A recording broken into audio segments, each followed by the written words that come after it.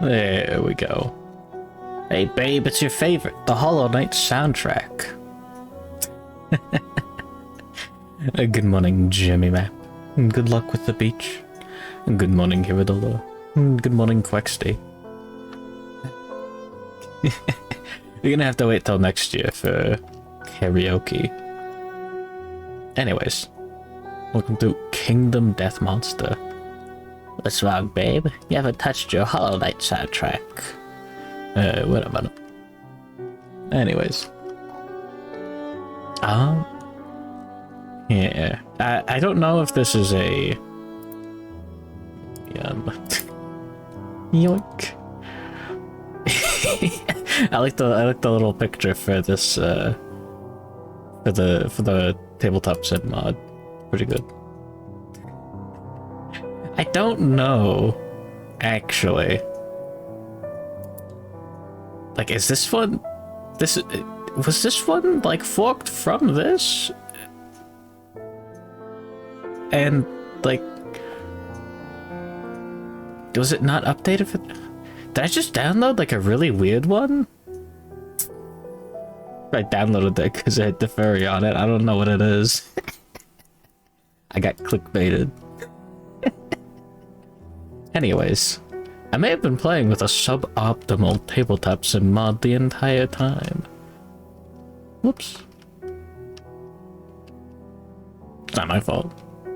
The furry thing being there is my fault. Anyways. So this fresh load up of the tabletop sim and all that. We got all these handy dandy note cards to tell me things that I already know. You can search for rules. Note cards can be deleted. Gorillas can be killed by landmines placed along forest paths. And good morning, Mimic Chest. There we go. I gotta silently add names to the list. And Showdown, yeah. I'm putting existing campaigns. Anything that involves, like, you know, hardcore tabletop sim commands. Like, adding a settlement events. It's Jimmy VT at the beach. Oh, yeah, this is a new run.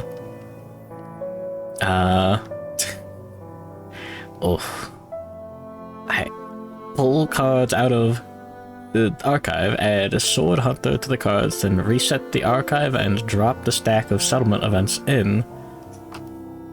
Yeah,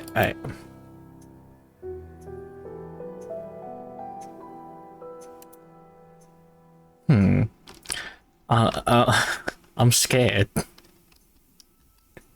I don't remember if there was a Quexty last campaign. If so, you probably died embarrassingly.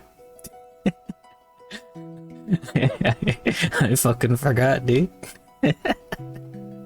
Battle UI. This is something that I really want to see just grabbed. And oh, you died on the prologue. Okay, that's less embarrassing. Slightly. A bolt.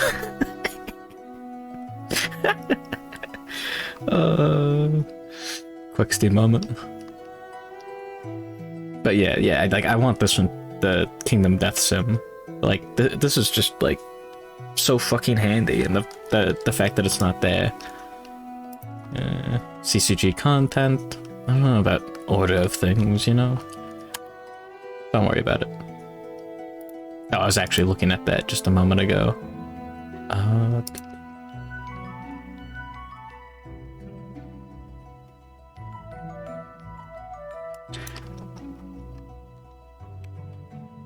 Yeah, here we go.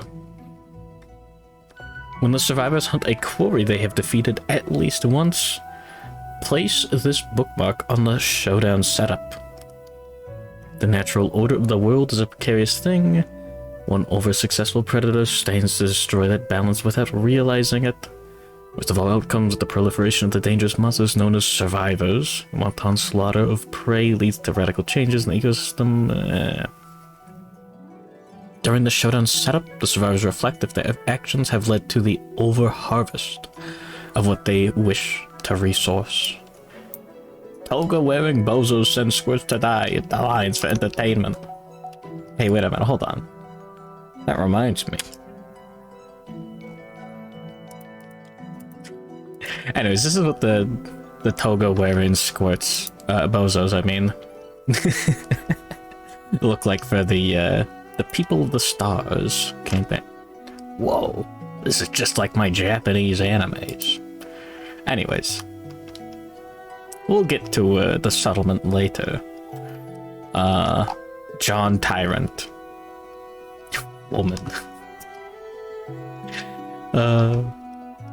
Anyways, yeah, I'm not too familiar with all of the CCG content, nor I don't think Community Edition has changed too much since I last touched it. No, wrong button. Anyways. So yeah, hopefully hopefully all this is set up better. Let's go ahead and... Oh, I wonder if there was some Community Edition stuff worked into the... you know what, I don't know.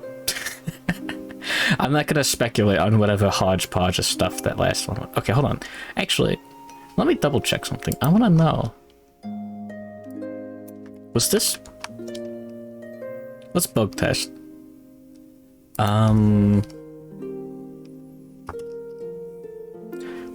misspelled Phoenix. What if we wanna... Okay, that still does that. Let's go ahead and grab a random fighting art. Okay, cool. Back to settlement.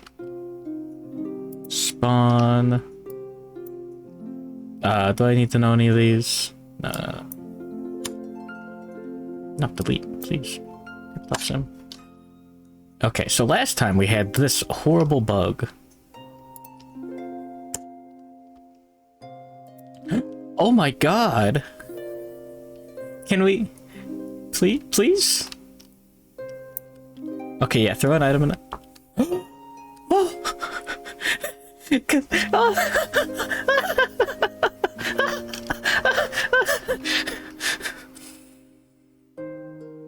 That's so stupid that it, like, didn't work before. Okay, so, like, before, like, one of the fun things you can do is, like, yeah.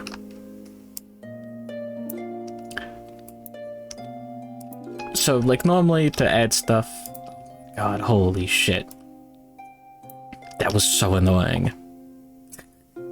So, this is just like a really small, dumb thing.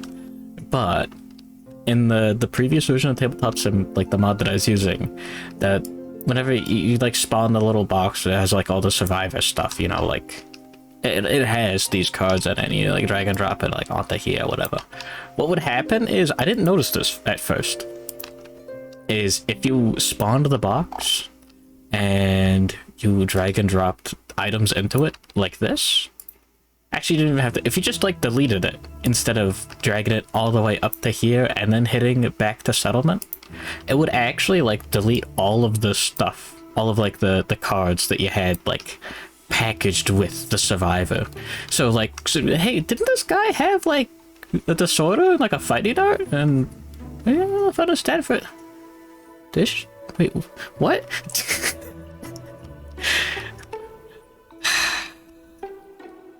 Thank fuck.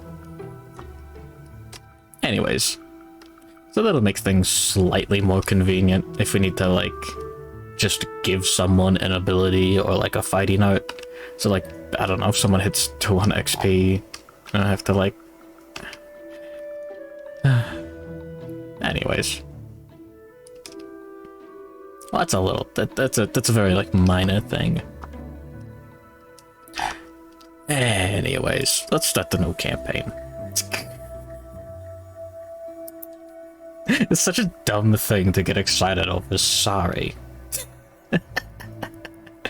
Anyways, we'll be using Community Edition because why not?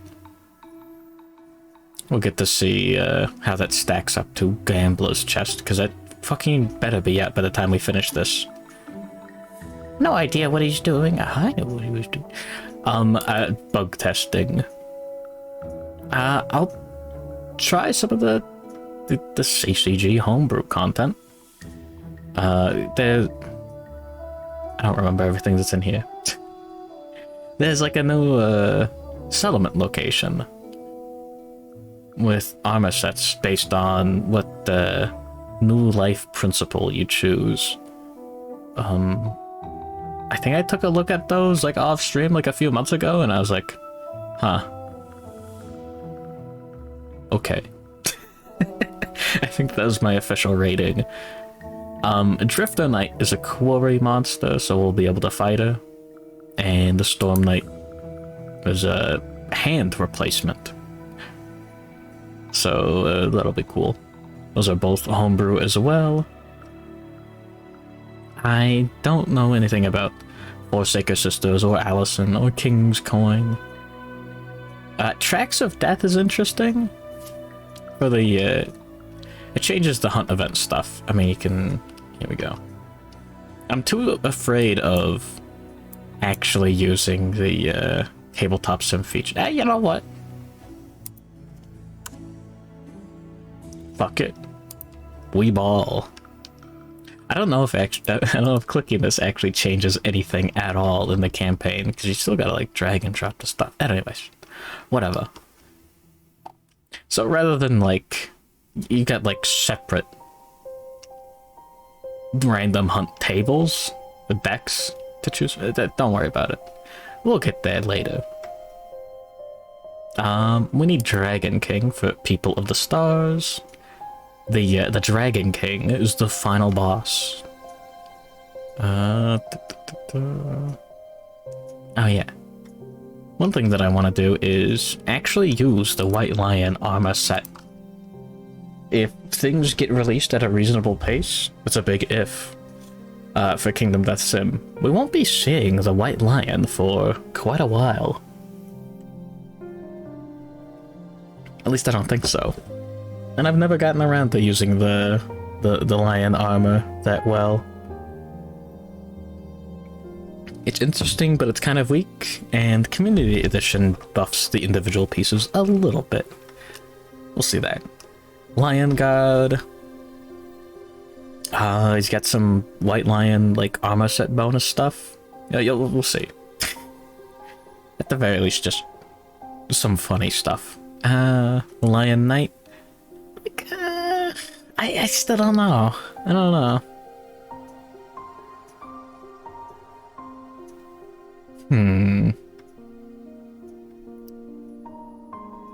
He's kinda interesting. Well...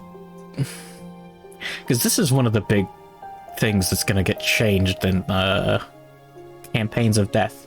This guy's fight sucks. It's not like it's, like, tough.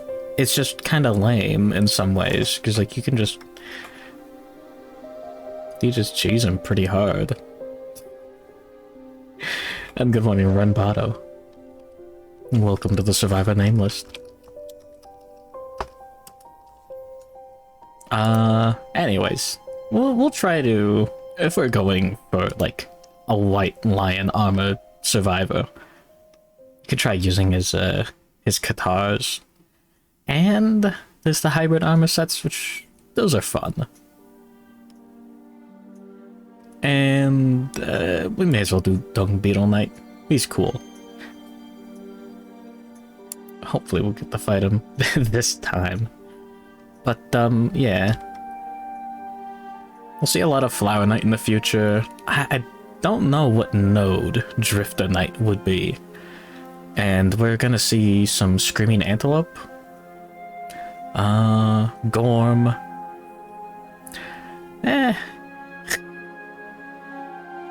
Well, we'll use them. We'll use them after Campaigns of Death. Oh yeah, Campaigns of Death. Adding like an actual Gorm prologue, a proper, complete White Lion replacement. And Manhunter. I'm actually considering Manhunter with Lion Knight. That'll be a lot of extra showdowns, but Manhunter's cool. Okay, he tombstones at the start of every fight. He's a nemesis, so he'll show up. We don't have to, like, go out and hunt them. Like, is... He does wrestling moves. All of his gear is pretty strong. In fun ways. Yeah, fuck it. Why not? We'll get all of the lion fanboys, and then a dung beetle knight, and a jellyfish, and a lightning rod. Anyways, Lonely Tree, no. This is another poster child for campaigns of death. Like, buffs. The Lonely Tree is very, contentless. Slender Man, we just had him last campaign, and we'll see more of him later. Spidicules, I fought Spidicules too many times. Another poster child for, he's getting his gear buffed. The Spidicules settlement location, like the silk mill, is just like garbage. And the weapons are interesting. The rings are really cool. The armor set is really iffy. We saw too much of Sunstalker. We got to use the armor set to great effect. And Harvester Worm, I mean... I don't know what the Harvester Worm does. He's got his own campaign, so... If there's an announcement that Gambler's Chest will be coming 2025 to Kingdom Death Sim, we might have time for a Harvester Worm campaign.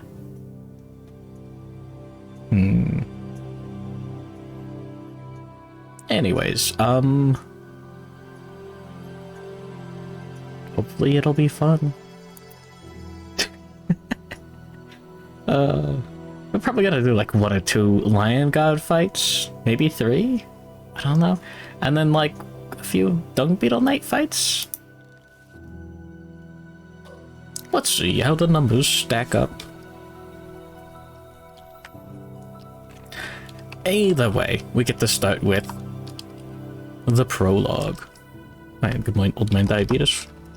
Welcome to the survivor name list. The roster, if you will. Beetle emote fans are gonna pog out of their gourd.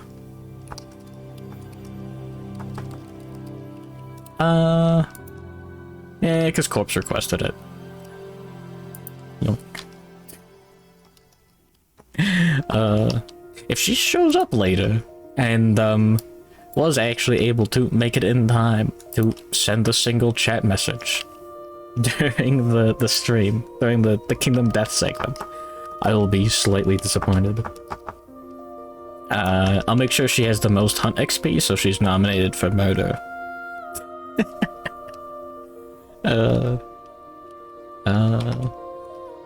Iradola. Oh wait, no, yeah, no, we're doing community edition, so murder is slightly changed. And then XD. Anyways, at a ramen restaurant yesterday, you lost it at add a soy egg for $1, and you just imagined an egg with a soy jack face. Sorry for taking so long to see that fucking gem of a message. What? Aw.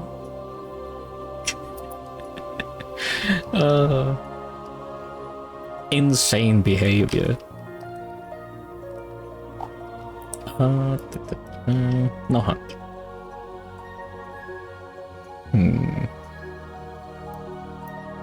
I wonder. Nah. Anyways.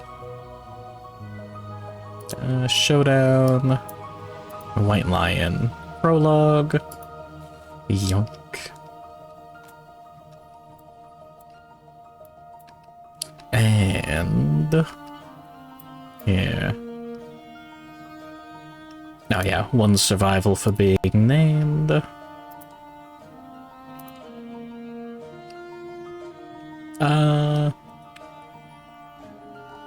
Yeah, we'll roll for it, because it's funnier.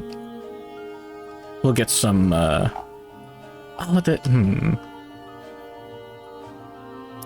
There's no, There's a dice that flipped between pink and blue. What a shame. I guess that was for that, that one fork specifically. Alright. We'll roll everyone at the same time. Even, male, odd, female. Tabletop sim. Tabletop sim. I'm begging. Tabletop. I'm begging you. What?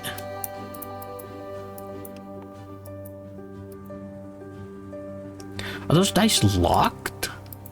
What sick fuck locks the dice?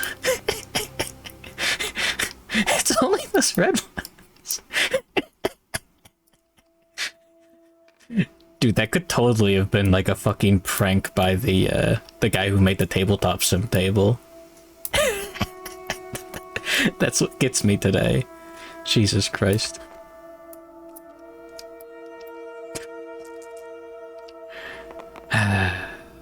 Alright. Yoink. Even.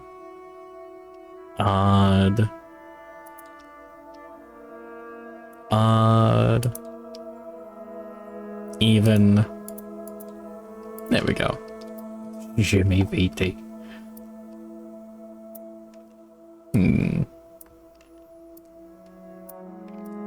Yeah, let's fix this real quick.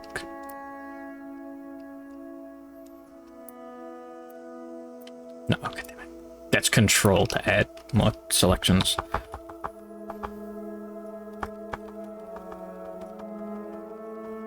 Make the dice really big.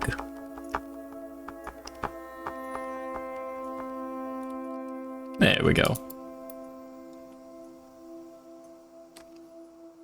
And...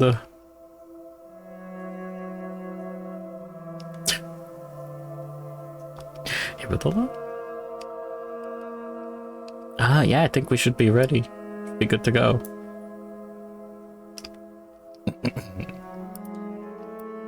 Alright. Once upon a time, there was a place of carved stone faces. A man with a lantern lay sleeping a dreamless sleep. But the man knew nothing. One day, the man woke up. He rubbed the dried ink caked over his eyes and opened them. Around him, he saw other people stirring, and beyond, a horizon of unbroken darkness. A woman approached the man with the lantern. Her soft hand reached out to him. They had no words. They were a mystery to each other. Suddenly, a monster emerged from the darkness. Its eyes wild with hunger. It attacked. The people were no match for the monster. It tore their flesh and crushed their bones between its teeth. Some it devoured whole.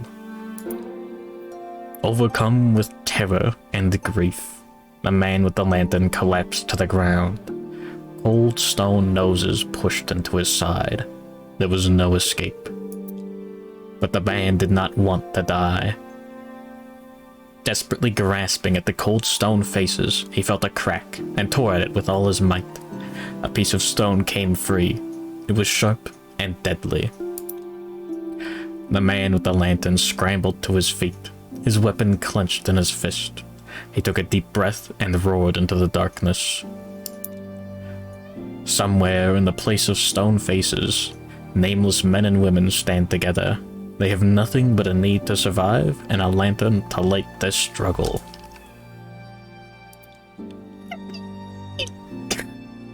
There you go.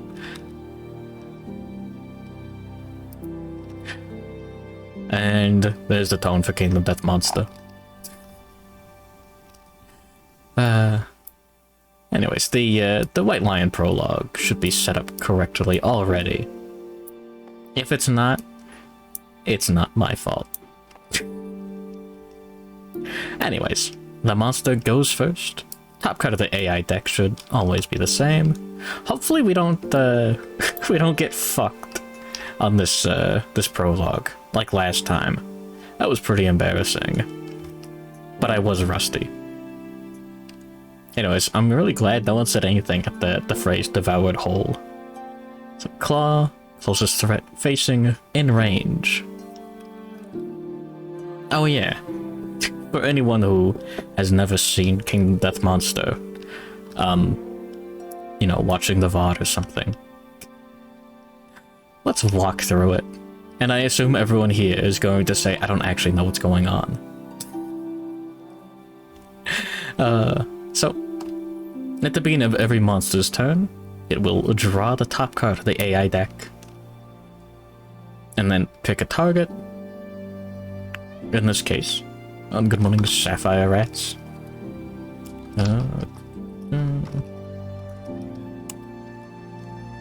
There we go. So, closest threat, facing in range. I think the only way at the moment that we would not be a threat is if we were knocked down. Facing is anything directly in front of the monster. Last time, I don't know why I got this wrong. I was thinking like, oh, it's like through the middle and forward, you know, like... That's not how it works. Because that got really confusing with the monsters that are like 3x3, because like you can't like split one of these in half. Anyways. So, first bullet point, there are multiple survivors in range and facing. So we just get to pick which one of them. I'm not gonna bother with the monster controller tile this time around. Technically, you're not supposed to play with it if you're playing solo, but some monsters, some items have like interesting things regarding the monster controller tile, but none of the ones that we have at the moment, I think. Either way, it's just a buff. This is because the game is supposed to be played with multiple players, so this gets passed around, and whoever has it gets to make all the fun little decisions, like, we wouldn't get to, like, just have the monster go the opposite direction or anything silly like that, but since there's multiple survivors to choose from, you know, that are, like, acceptable, we get to choose which one gets attacked, and we get to choose exactly how the monster moves. Every movement has to be closer to the target, but if we were to choose, say, Quexty, which I think we will, we could either go like this, yoink, and end up right there, or like this, and end up right here. So we'll go like this. But the main reason is, like, this is to give you an incentive to attack your own survivor rather than be that guy. Like, it's my turn as the monster controller. I don't want my guy to die. I'm going to attack your guy. Anyways, you shouldn't be able to die to the white lion on the first hit. You can always dodge one of the hits. Anyways, so the little line break there with the arrow. Oh, sorry. Hold on. Let's actually get more technical. And by technical, I mean correct. So we picked Quexty as the target. The little arrow there means we have an opportunity to perform survival actions like dirging and sashing. Dashing and surging can be done in that time. We can't do shit. We don't have those. That's just stuff for later, when you're able to do, like... I guess the closest comparison is like a Magic the Gathering counter spell. You kill your friends in your lion turn. That's fucked. Oh yeah, and then the monster moves and attacks. Yoink. So, move, including turning to face the target, and attacking. Speed is the number of dice rolled. You got 2. Accuracy is how high the dice need to roll in order to hit. In this case, 2+. So, unless it's a 1, it's a hit. On both of these. There we go. That's 2 hits. Like, if one of these, yeah. And then, for each hit, we roll a hit location die to see what location the monster hits on Quexty. And damage is the amount of damage to those locations.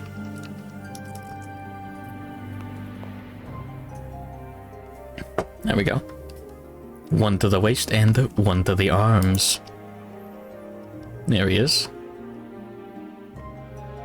So, we can actually use our only survival action right now. Nope. Maple syrup foot job. KnowYourMeme.com.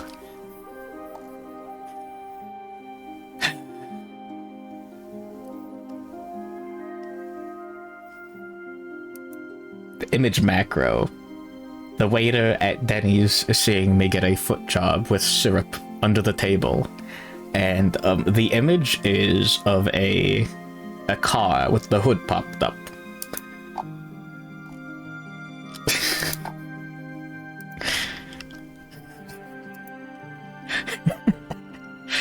Huh. I'm good morning, Adept NB. There we go. Added to the survivor name list. Here we go. Aw, man. That's a much more succinct description than I wanted. Anyways, you can spend 1 survival to dodge and ignore a hit. So, we can just ignore this one. Yunk. Now Quexty has no survival. And no bitches, etc, etc. That's your main use of survival, is survival actions like dodging. Later, we'll be able to surge, dash, encourage. You're not gonna encourage that often. Let me be honest. Just don't get knocked down. Anyways, so Quexty's taking that 1 hit to the waist. Unnecessary or untruthful? Anyways, so yeah, the monster drew an AI card and performed the actions on the AI card. Later, monsters will start getting traits that'll have them do, like, at the end of the turn, do some bullshit. At the start of the turn, do some bullshit. And that'll make the monster a lot more complicated. But yeah, Prologue White Lion is very simple. And now it's the survivor's turn. Each round starts with the monster's turn. And then you get the survivor's turn. And the survivor's turn is split up into each individual survivor's act. So... Actually, how do I want to go about this? Yeah. I'm thinking hard about this because... Let's go with Corpse first. We'll give her the +1 strength.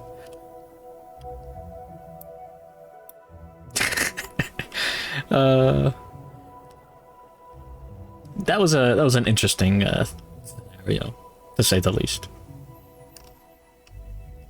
Anyways, I'll explain attack profiles in a moment, but first, we're going to do meta bullshit. So, the Founding Stone, from the little, like, prologue story there, we can spend an action to sling the stone from anywhere on the board, archive it, so, like, return it to the box, discard it, it's gone, it's used up. Archive this for 1 automatic hit that inflicts a critical wound. It's a little more difficult to explain with tabletop sim like this, because, you know, there's like lots of like copying cards and stuff like that, but like it's used up. It's got we're going to use our action for the turn.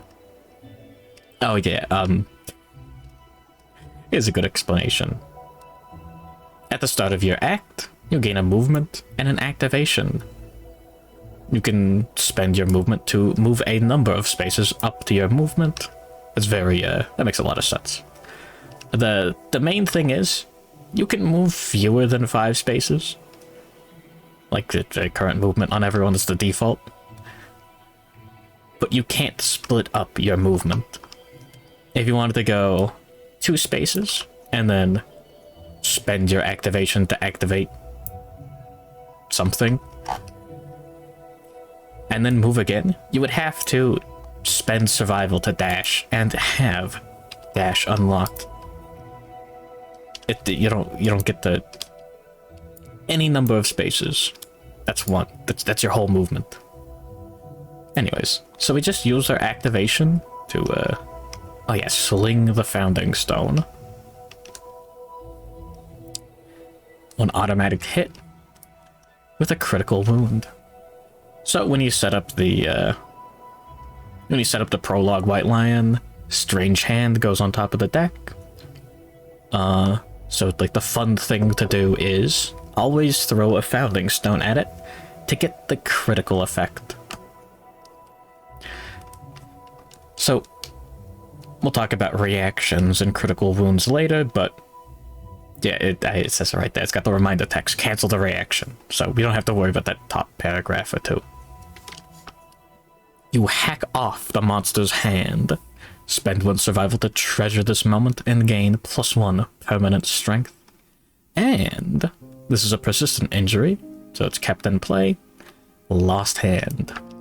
Now, there are no cards with, like, an effect for Lost Hand in the Prologue White Lions deck, which is a little disappointing, but it makes sense. And we are spending that 1 survival for +1 permanent strength. Always throw the stone. We did that last time with the first one. I was getting greedy with the extra stones. Anyways, good morning, Dumb It Down. Welcome to the Survivor name list. I love throwing the run. Anyways. So now we can move Corpse. She hasn't used a movement yet. Let's see, when can Quexty go?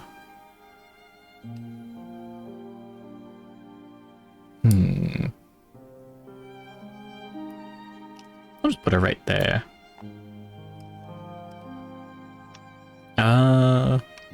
And there we go. So, survivors each have their individual acts. It makes makes a lot of sense if you're playing with 4 players, because, you know, it's like John's turn, and it's like, then it's Alex's turn. But if you're doing a solo, I guess it can be a little odd to, like, hey, why don't you just, like, move with all your guys and then attack with all of your guys? Good morning, Mega Mook. Meet the VTuber. Doing your wheel bit. You sick bastard. So anyways. I guess we'll come up with more things that'll, like, involve survivor acts later. Anyways. Let's explain attacking with Quexty. We'll move them 1, 2, 3, 4 spaces. And then use our activation to actually activate Fist and Tooth. I mean, you can move everyone and then attack with everyone if you spend a bunch of survival to dash and surge with those characters. And it's really good when you do. It's great. It's like, you end up doing that more often than you'd expect. It's just it costs resources. It's fucked. Anyways, oh yeah. Each survival action can only be used once per round. So, I mean, we don't have any scenario where we're able to dodge more than once. Like, ever. But later on, when we've got dash and surge, you need to make sure that you remember that the round starts with the monster's turn. So you get this scenario where, like, you'll dash out of the way of the monster's attack, and then you won't be able to dash later during the round, safe for, like, to get out of the range of a nasty reaction. And thank you for the raid, Mokomi. Oh god. Oh yeah, Momodora Moonlit Farewell. How was that? Welcome to Kingdom Death Monster. One of the board games of all time. If you have any questions, please ask away. Anything for a crumb of an excuse to talk about this game, even if I'm already playing it and talking about it. Thank you for the raid, Eghost. I can't give you the full regular shout out, like the Twitch shout out just yet. And this is one of those games where it's like Darkest Dungeon in the sense that you've got, like, you pretty much have an estate with individual survivors, kind of like heroes. We are naming them after everyone and anyone in chat. If you say anything, you're entered into to the sweepstakes. Anyways, how was Stalker Anomaly? Did the game crash due to the mods? And let me take one moment to add the Eghost. And it's hallowed. Anyways, I'm a huge fan of Momodora 4, the only one that I played. Here's about the tone for Kingdom Death Monster. You've got, like, this, and then you've got, like, this.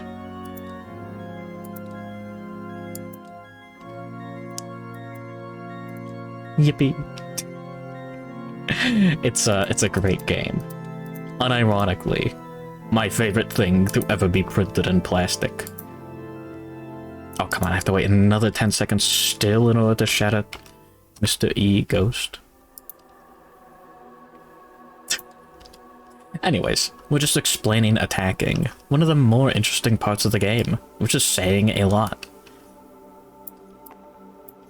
It's currently Quexty's Survivors Act. Oh no, okay, I was gonna make fun of him for getting rolled as a girl, but too bad. So, oh yeah, we're attacking with Fist and Tooth because it has Deadly. We want to get as many crits as possible during the prologue here, if we can. You're a woman? No, don't worry about it. We'll get snacked on the monster's turn. So, the number in the top left, we've got the little activation. That doesn't even, you know, I'm a little surprised that they never, like, put a little movement icon there for cumbersome weapons to show that it costs, like, an activation and a movement, but anyways. So, the 2 is the speed, the 8+ is the accuracy, and the 0 is the strength. So, we can look at the Founding Stone for a comparison. This one also has 2 speed. It hits on 7 or higher. And it does add 1 strength. So, let's explain it the easy way and just go through an attack with Quexty. We're doing Fist and Tooth. We've also got the Battle UI over here, which Tabletop Sim mod exclusive. Really helps things out. And there we go. Now I can give the shout out. And good morning, Hardcore Hunter. So, 2 speed, we get to roll 2 dice. 8+, that's our accuracy. Neither of these were 8 or higher, so thank you for the explanation, Quexty. Please provide a better demonstration next time. And that's it for Quexty's act. We're gonna go with Jimmy next and explain the monster's blind spot. In most monsters, there's only like 1 exception. The space is directly behind the monster, or its blind spot. That's not in the field of view for the monster. So sometimes you'll get, like right there, pick target, closest threat in field of view. Jimmy would be ineligible, which is a good thing. Also, and this is critically undermentioned in the rulebook. The You're attacking from the monster's blind spot, you gain +1 accuracy. Incredibly important. The more times you hit the monster, the better. Well, I mean, like, with good weapons. Anyways, yeah, Fist and Tooth again. Nice. These would be considered perfect hits. I mean, okay, yeah, every survivor has the same Fist and Tooth. Everyone except Corpse. She already used the fancy ability on her Founding Stone. Everyone has their Founding Stone as well. Oh, and good morning, Arceal Ardor. I gotta add Hardcore Hunter to the list as well. There we go. And... nice. I don't have to use the different colored dice for each survivor, but hopefully it helps me remember who's who and who's done their turn and what not. Anyways, so now we'll be hitting on 7 or higher because, you know, the +1 accuracy. So, yeah, 2 speed, either... oh wait, shit, I already rolled the dice to hit. I'm stupid. We already got those 2 10s. I'm thinking faster than I'm... yeah, anyways. Perfect hits don't do anything on their own. Some gear will say, like, on a perfect hit, gain 1 survival. Or, like, gain, like, 2 strength for the rest of the attack. We don't have anything like that, so don't worry about it. Anyways. So, for each hit, we draw 1 card from the monster's hit location deck. So we got 2 hits, so we get to draw 2. So rather than attacking and seeing if you beat the monster's AC with your D&D sword, and then rolling like a d6 and adding a modifier and dealing that much damage, and then writing numbers down, monsters have hit location decks, and you roll against your weapon's accuracy. And then, monsters have toughness, which is like the AC. Let's go for the beast's femur first, because it doesn't have a reaction. This one's really easy to explain. The blow lands on the monster's leg, pure flavor text. If we roll a 10, we'll crit. In fact, if we roll a 9, we'll crit, because Fist and Tooth has deadly. Luck just adds to your, like, crit range, and subtracts. If we had negative luck, we would not be able to crit at all. But what you do when you select the hit location, or whatever, you roll a d10 to attempt to wound it. And then you add your character's strength and your weapon's strength. If we're attacking with Founding Stone, you can see right here, we'd need to roll 5 or higher, get the little +1. Thank you, Battle UI, for adding all those numbers together. With Fist and Tooth, we need to roll 6 or higher. This starts getting really handy when you've got, like, tokens from, like, Red Fist or something, permanent tokens to represent the bonuses from your gear, like a Monster Tooth necklace, and then, like, and maybe you've got, like, a Dragon Slayer, the sword from Berserk, with the sharp as well, like a high strength modifier, and then you just get to add all that together. It's great. It really helps. Anyways, let's attempt to wound the beast femur. And there's a failure. Luckily, nothing bad happens to us on this one. Oh yeah, the White Lion has 6 toughness. Nice, you can see on the reference card. Right there, up at the top. Very cool. This is the prologue. And then the Beast's Paw. Now we have a reaction on this one. Any text that you need to pay attention to before you roll to hit will be above the reaction. So, like, sometimes you'll get things like this. This hit location has, like, +2 toughness. Stuff like that. Good morning, Michael Hunt. Midna with massive honkers.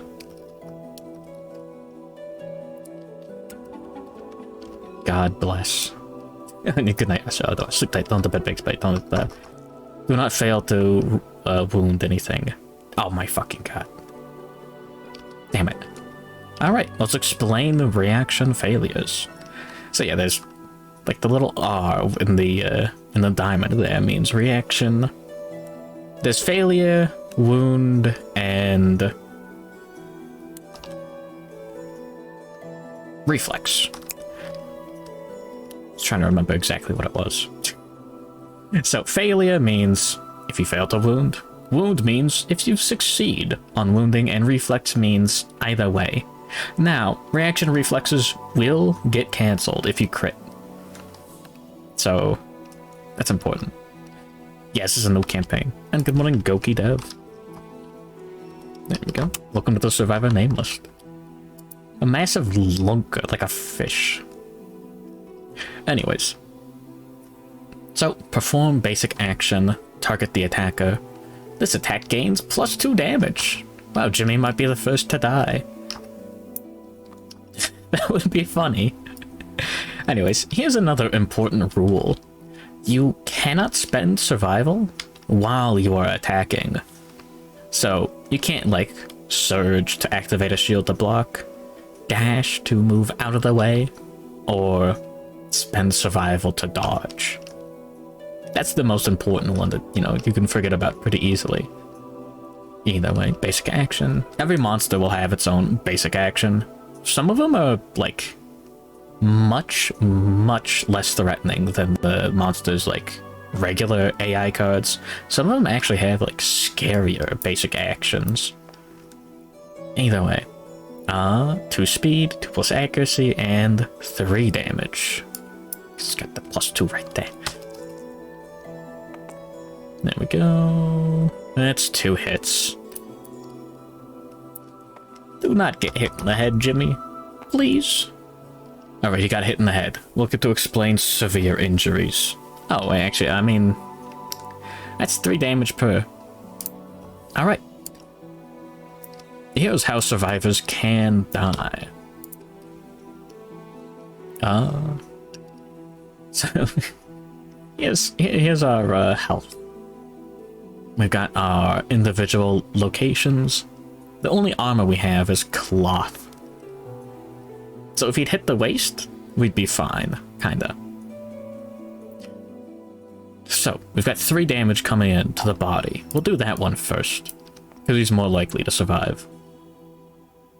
We have no armor. We still have our light and heavy injury boxes. These are like your natural HP, you know? Like, this is free. Taking off the light injury box does nothing. We still have 2 damage coming through. We still have... and then take off the heavy injury box. You get knocked down whenever you take one of these off. And we still have 1 damage left over. Like, spilling over. So, we take a severe injury. There's a nice table for it right here. I mean, it's got a whole page on the book. But here's the important thing. 1 to 2 is instant death. Everything else adds bleeding tokens and permanent or temporary debuffs. I mean, like a 10 is like... you just get knocked down. But, you die if you reach 5 bleed tokens. Jimmy's fucking dead.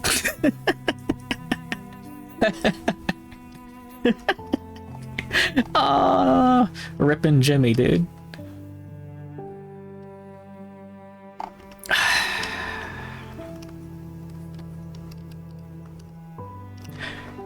The blow sends a bone fragment directly into your heart, killing you instantly. Anyways, so if Jimmy didn't die, we would have gone with the damage to the head, and this is important to explain. We would have ticked off that head injury, the heavy injury box on the head, and then we would have 2 more damage left over. You can only take a single severe injury, like, per chunk of damage. So even if this hit was for, like, 500 damage, like, some real raw shit just happened, we'd still only take 1 severe injury to the head. There's no negative there. It's just like, it doesn't like insta kill you after a certain point. So like, if we rolled both of these at head, that would be 2 severe injuries to the head, even if they're like each 500 damage. But yeah, unfortunately that didn't happen. Let's, oh yeah. I think that's how you spell prologue. That'd be really embarrassing if I typoed it.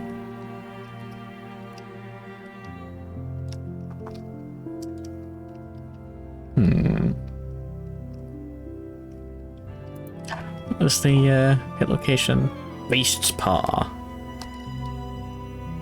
You don't have to record this stuff, but it's fun.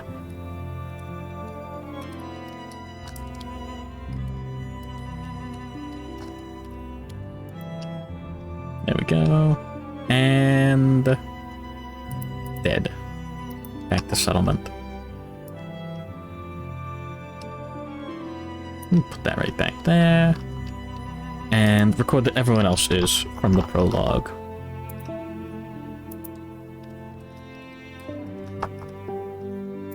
It's fun to know, like, how old each survivor is. Like how long ago, you know, whatever. You can have someone from the prologue just sit around in the settlement for the whole game and do nothing. Sometimes it happens. Alright. So here's where we have to go and, think.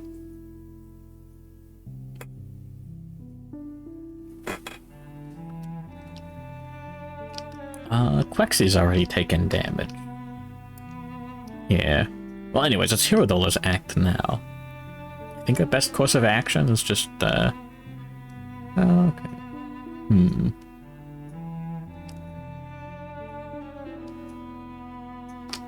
Corpse doesn't have any survival to dodge with. Honestly, yeah. Corpse has +1 strength due to a critical reaction and all that fun stuff. Yeah, this will be good. Don't worry about it. And we're going to play it safe and archive a founding stone. Use our action to do this rather than attack.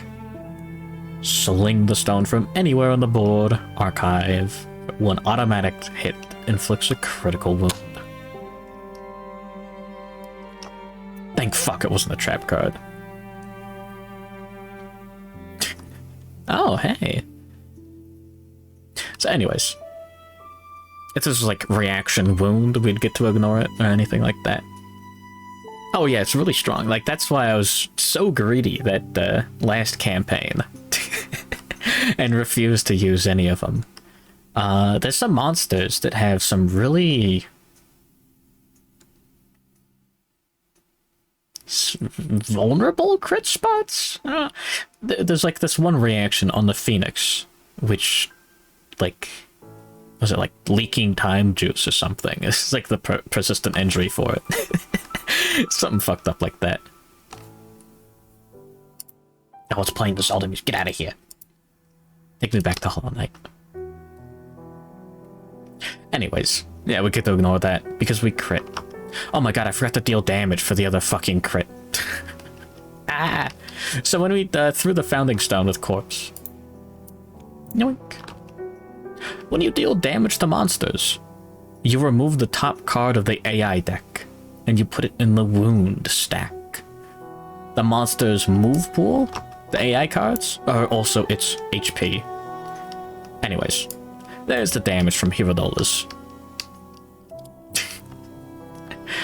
The monster howls in pain as the blow breaks its elbow with a sickening crunch. Non-death survivors gain +3 insanity and may stand if they are knocked down. Insanity is armor for the brain. No one is deaf, and no one is knocked down either. But there we go, cool. Anyways. So in order to kill a monster, you don't have to like reduce its HP number to 0. You have to remove its entire AI deck, and then deal a wound while there are no AI cards in the deck or discard. And if there's no AI cards left, like in the deck, it'll shuffle the discard together and draw a new one. If there's nothing left in the deck or discard and it has to draw an AI card, like at the start of its turn, the monster will perform its basic action. So that's why that's there. And also for cards to refer to when they do stuff like on a failure, basic attack. It's yeah, yippee. Well, anyways, that was Hirodola's act, and everyone's done for the turn. Don't draw enraged, please. When this comes into play, draw an AI card. Moods are like enchantments in Magic the Gathering. This one's really nasty. While Enraged is in play, White Lion gains +1 damage token per monster level. A damage token increases the damage dealt on monster attacks. I wonder if I misplayed this, whoops. I forgot it was per monster level. Anyways, when a survivor suffers any dismembered severe injury, or is killed, discard Enraged. So, you don't get like a free turn off of this. Power SWAT. Closest threat facing in range. Now here you go. That's why I moved Hirodola up here. So, closest threat facing in range before would have just been Corpse. Quexty would have been closer, and Hirodola would have been also like, 0 tiles away. But Corpse would be the only one facing. And she has no survival at the moment, so cannot dodge. So Hirodola gets to tank this hit. I mean, if we're lucky, the lion will just miss.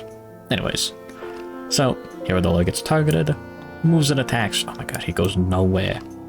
1 speed, 2+ accuracy. So unless this is a 1. No, he's not that lucky. Alright, so that's a hit for 3 damage. Unless this hits the waist, then the Hirodola is gonna dodge this one. Okay. Yeah, he can tank that. I mean, I think I still want to dodge it anyways. Yeah. That after damage trigger is pretty annoying too. It's not like debilitating, but getting knocked back is... We'll go ahead and do it. Spend 1 survival to ignore the hit.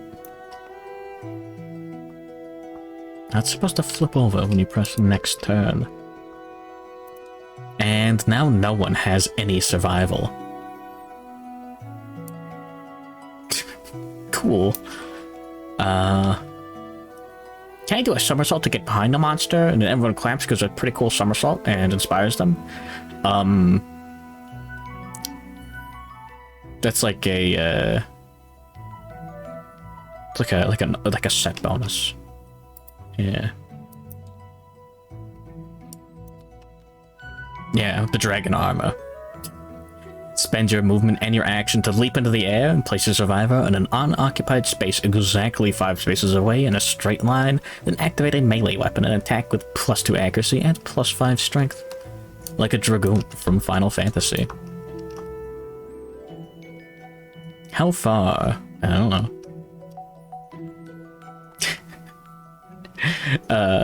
In terms of in-game metrics, our movement is 5. If we get knocked back 6 spaces, then we can't get back into melee range. Anyways, we'll go ahead and take our survivors' turns and stuff. The monster finished his turn. He drew 2 cards, son of a bitch. We'll go with Hirodola first and go 1, 2, 3, 4, 5. What if you do a running start? You can spend survival to dash later, but not yet. You're not smart enough, I guess. Anyways, Hirodola will punch the lion from the back. We've moved and now we're attacking. 2 misses. We need, yeah, 8+. Yeah.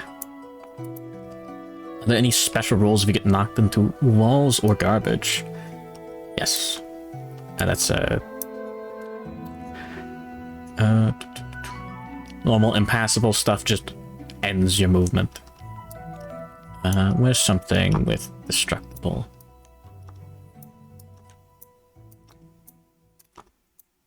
Please.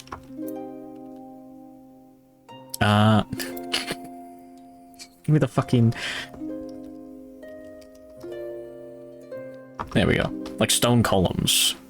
When a survivor collides with this, stop their movement and archive the terrain. They suffer 1 damage to a random hit location. When a monster passes over this, archive the terrain. You spill your milk everywhere, and the whole math class laughs at you. Anyways, hopefully Quexty will... 1, 2, 3, 4... Nah. We'll go with Quexty next. And... we'll get slightly greedy and attack with Fist and Tooth. We'll throw the Founding Stone later. The main card that we want to get out of the deck is Enrage. Which is in play right now, so we can't really do that. That's 1 hit. Draw the Beast's Tricep. Quexty shouldn't die from a... Oh wait, no, he's got, he's enraged, so... Quexty could easily die from a reaction. Roll well, buddy. Oh yeah, I really hope we, crit here. 6 to wound, 9 or 10 to crit. Almost. You didn't fuck up, though.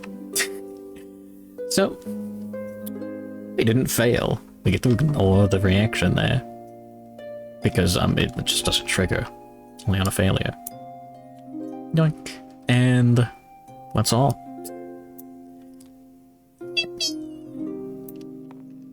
And now we have Corpse's turn.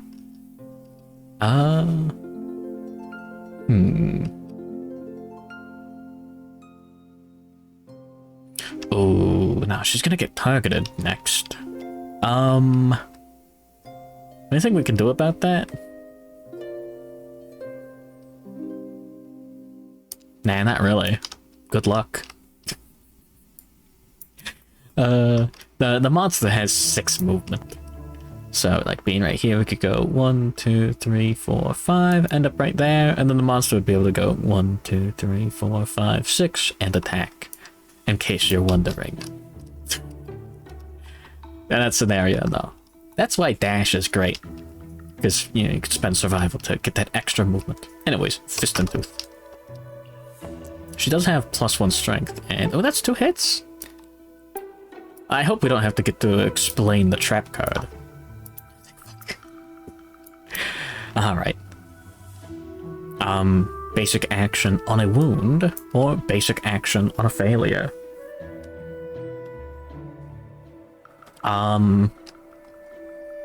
Fuck it, we ball. We'll go for the one, the fleshy gut. There's no way we're going to fail this. Anyways, Corpse has +1 strength, like, on their survivor. On the stat sheet. So, very cool. Yippee. So 5 or higher. Tabletop Sim says it's an 8. It's an 8.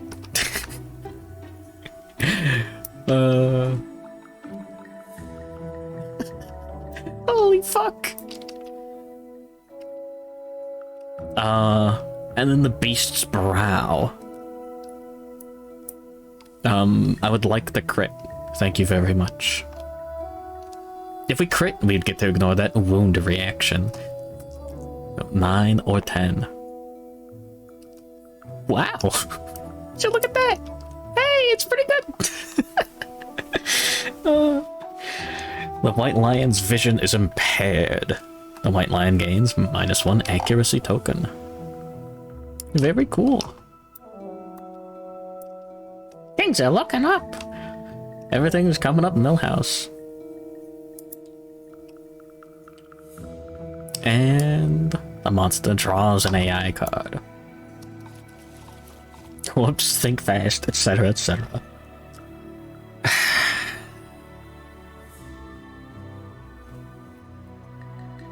Good luck. Oh, it's power swat. Okay. Now here's a good example of targeting. Closest threat facing in range. Provides nothing. There's no survivors, no targets. So, he moves on to the next bullet point. Closest threat in field of view. Now, Hirudolo and Quexty are both cowering in the monster's blind spot, and the corpse is standing bravely at the beast's flank.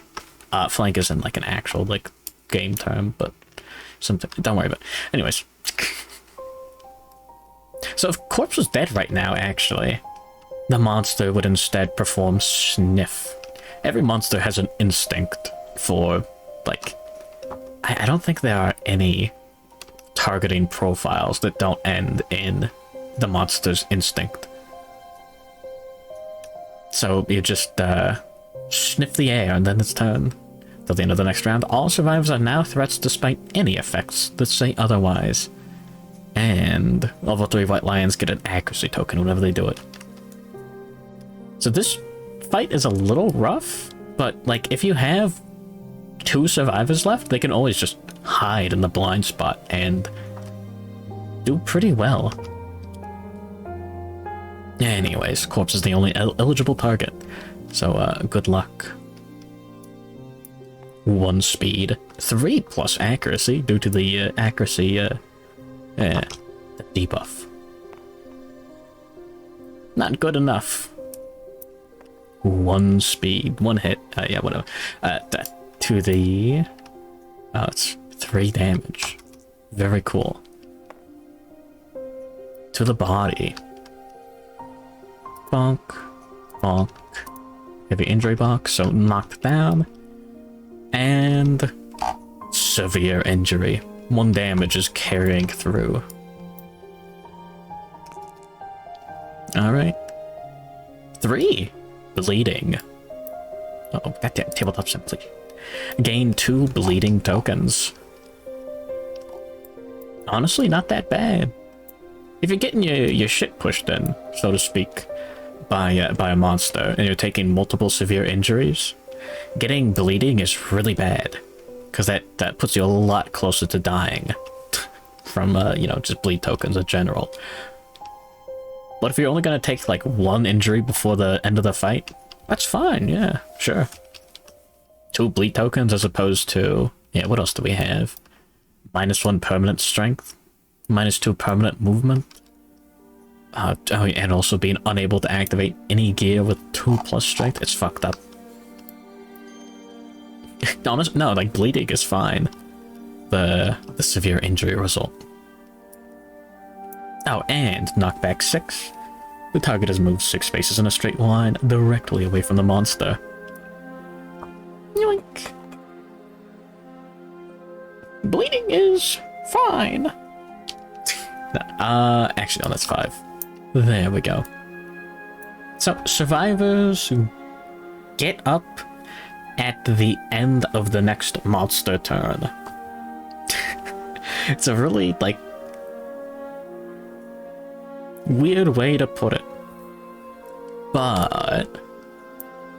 So we got knocked down during the monster turn, we'll be knocked down for the entire survivor turn, and then get back up after the monster performs its next action.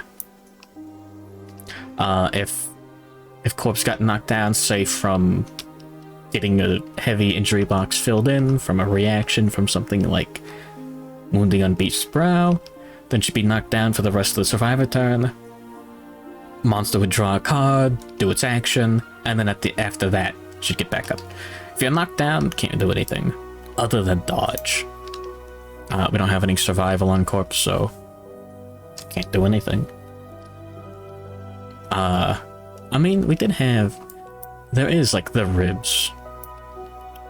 Where was it? Whatever. There was a location that we wounded earlier, with a crit, I might add. that, okay, hold on, let me think. So I'm thinking about game stuff now. Fuck. Anyways, it, like, got all, allowed all knockdown survivors to stand up.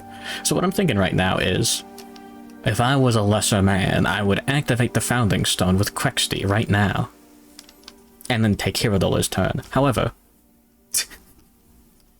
I've made similar mistakes way too many times. Power Swat is in the discard. If we were to wound the monster right now, we would get rid of Claw. A much, like, less bad attack. I'd rather the monster draws Claw.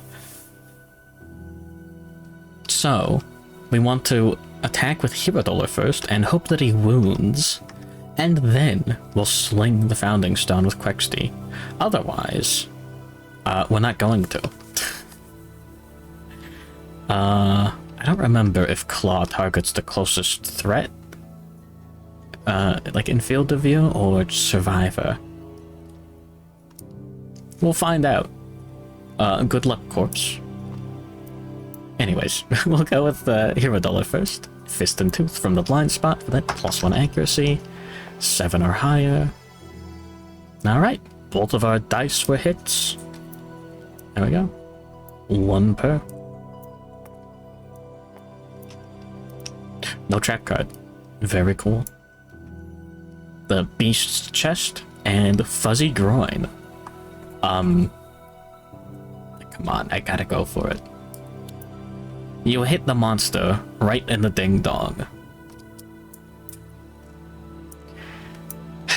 Twist his fucking nuts off. Let's go. 9 or 10, baby. Holy shit, he got the nuts. Oh my god, he's cracked. Gain 1 lion testes. White lion resource. Yoink. And it's got a persistent injury. They don't call it Fist and Tooth for nothing. Your attack destroys the white lion's healthy genitals. The monster is livid. The white lion gains +1 damage token. And the attacker permanently gains the priority target token. The white lion will attack them until the attacker is dead or the white lion is dead. No exceptions. So, there. That's, this is like the best example of priority target tokens. Let's see right there. Pick target just being crossed out. So normally, priority target tokens will last until just the next time the monster picks a target. But, in this case, it's permanent. It stays there. Good luck, buddy. You're gonna need it. Here's our +1 damage. Anyways, and I put it over here. Yeah, we wounded him too, so pop card into the stack. And we still got Power Swat in the discard. And we still have 1 more card right here. Oh yeah, before I forget. There we go. A hefty pair of nuts. We'll go over resources later, but that's very nice. You can't talk things out now. No, like, you can't, like, hide behind Quexty. Consumable. Most organs are consumable. In real life and in-game. It doesn't mean you can consume it. This is, like, a really weird bit. Yeah, basic resources. It's super easy to misread this. In fact, I consider it to be fucked up in the way that it's written. If you consume this, archive this card, roll 1d10. On a 6+, you can track the Millennium Parasite and gain +10 Hunt XP. You might be thinking, wow, so I can just eat this and get... No, it's only if you consume this. There are very few scenarios in which you can, like, construct ways to consume... It's weird. It's dumb. It's a stupid bit. That's Kingdom Death Monster for you. Alright. Anyways, Beast's Chest. Yoink.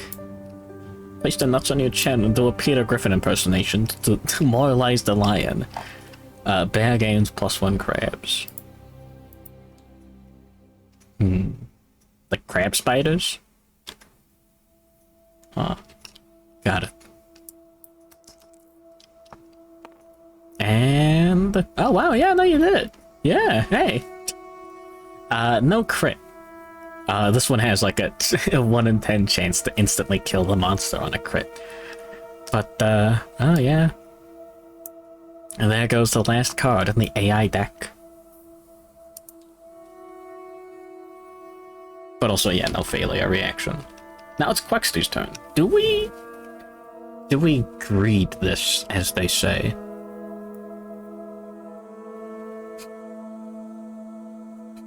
You know, hey, Quexty.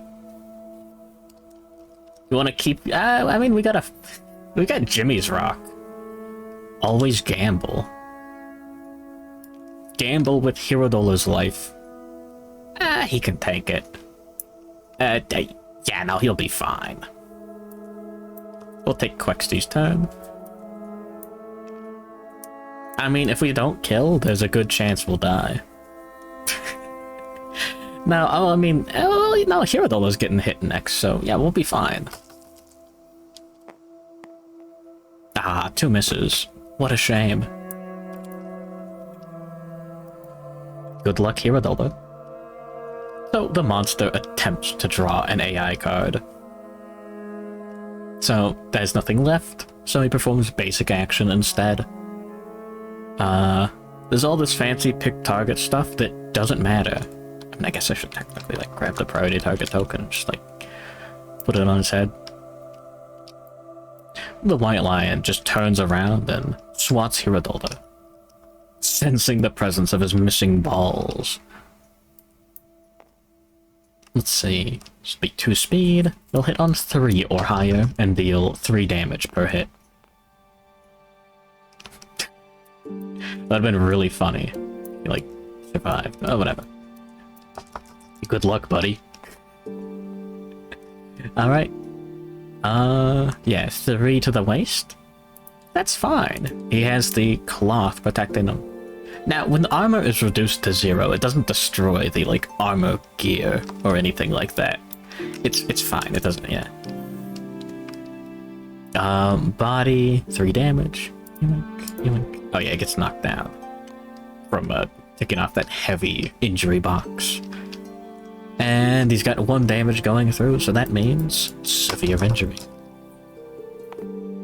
Bleeding as well. Lucky. Who would have thunk? Alright. And that's it for the monster's turn. Corpse gets back up. And press the next turn button just to, like... It doesn't flip these anymore. Weird. Huh. So how are we gonna do this? Quexty can throw his Founding Stone.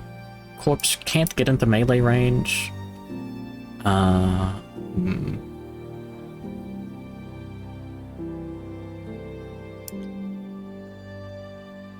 Now here's the annoying thing.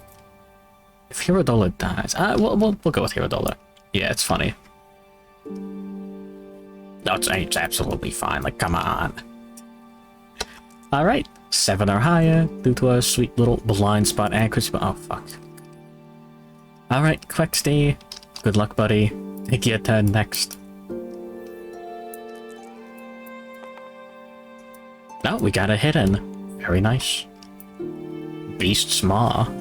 Only brain damage on a failure. Very cool. Dying is content.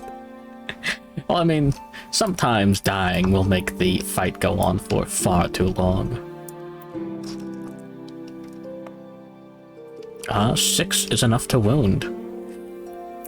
So if this had a reaction wound, we would get to ignore it because we're killing the monster. But you still do crit reactions if you, like, kill the monster at that spot. Small rules bit. Yeah. Anyways, yep, there's no cards left in the AI deck, nor the discard, and yeah. Oh, did I accidentally click that? Weird. Rest in peace, Jimmy. It's actually optimal to have one survivor die during the prologue. Because you really want your death principle sorted out early. Anyways. Yeah. Let me double check our rewards.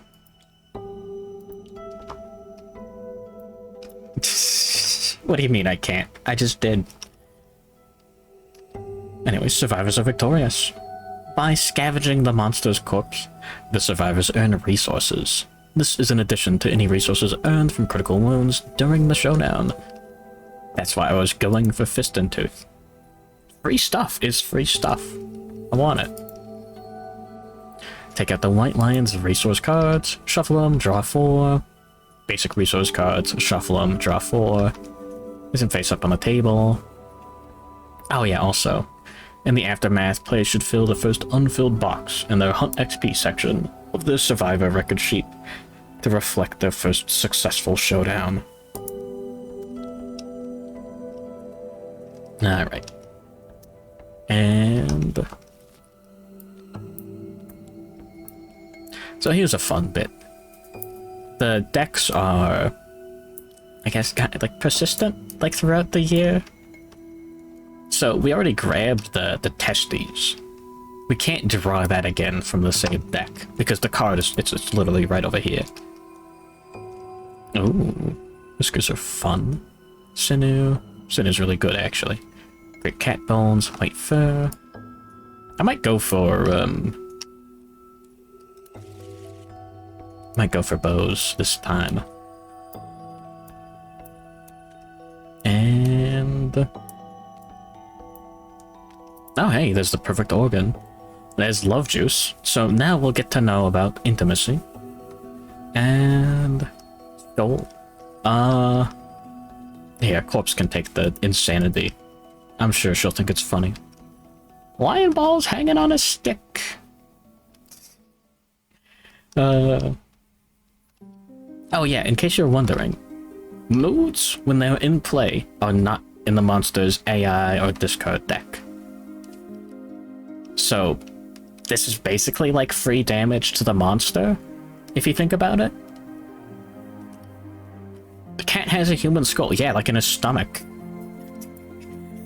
What do you mean?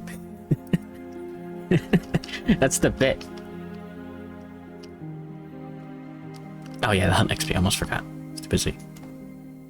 Yoink. Yoink. And yoink. I think I might have forgotten to give our survivors Hunt XP on the last campaign. Give me skull.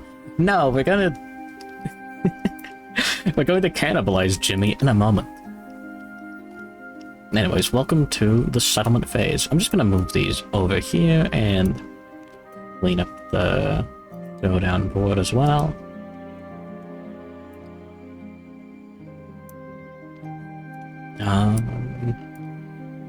There we go. We're gonna what? Anyways, we'll get to that in a moment. So, I may as well read through this. It's been a hot minute since I read through the actual, like, direct text. After they defeat the White Lion, the survivors wander the darkness, drawn to a soft glow blooming on the horizon. In the first story settlement phase, players create the settlement they will return to in every subsequent settlement phase. The steps of the settlement phase are outlined on the settlement board as a useful reminder.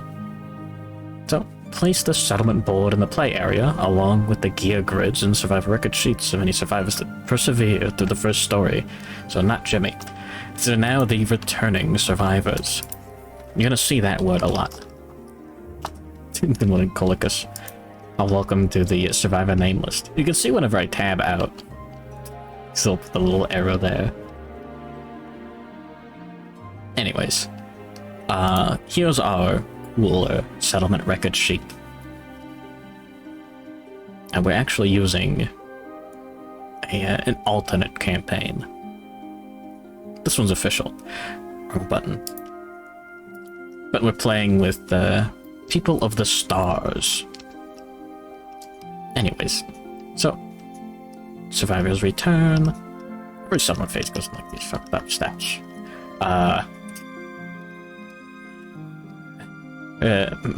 Well, settlement name. Returning survivors gain +1 survival when the settlement is named.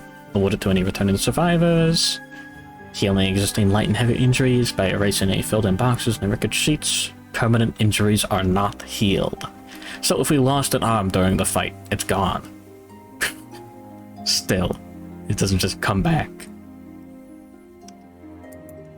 We don't have to worry about any of the, like, population and, like, all of the fun stuff on the sheet. Let's see. What is this settlement's name? What class are you? The class of Lantern Year 1? You graduate the year you're born.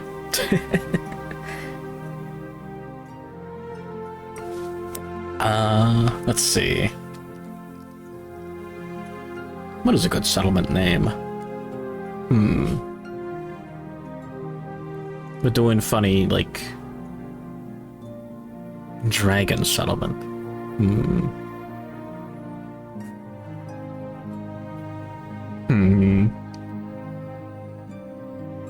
I hate that the only thing I can think of with dragons is, like, used Carlot.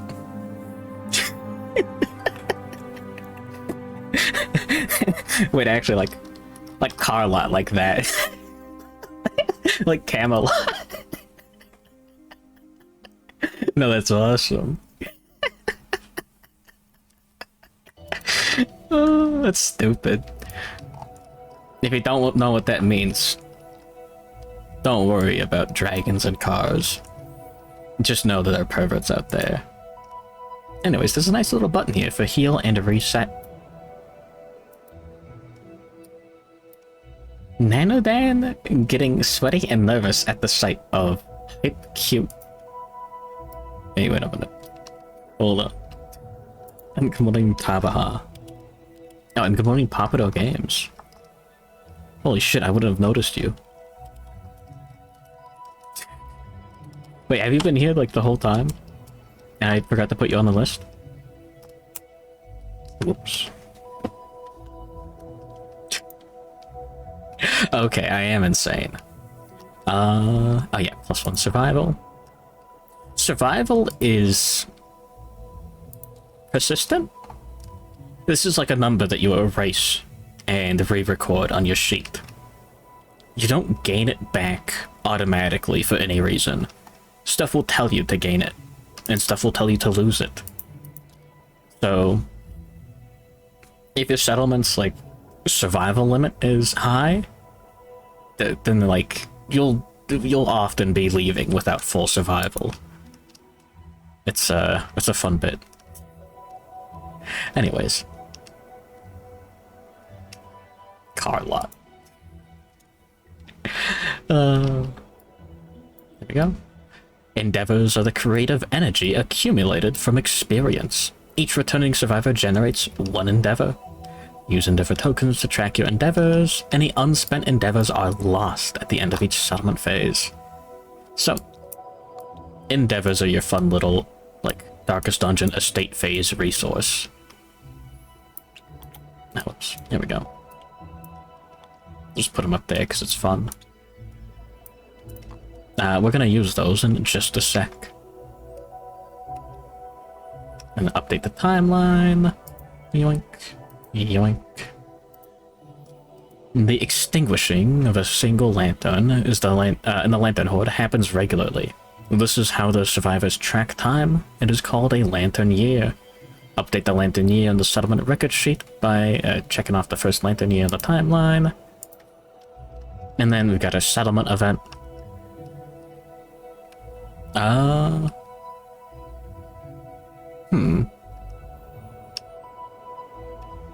there we go. Trigger story events. I was wondering, like, the technical, like, when do you trigger what? Anyways. So normally you would draw a random settlement event. But We got the first day for every campaign as the first one. Find it, place it in the play area, determines the population of your settlement.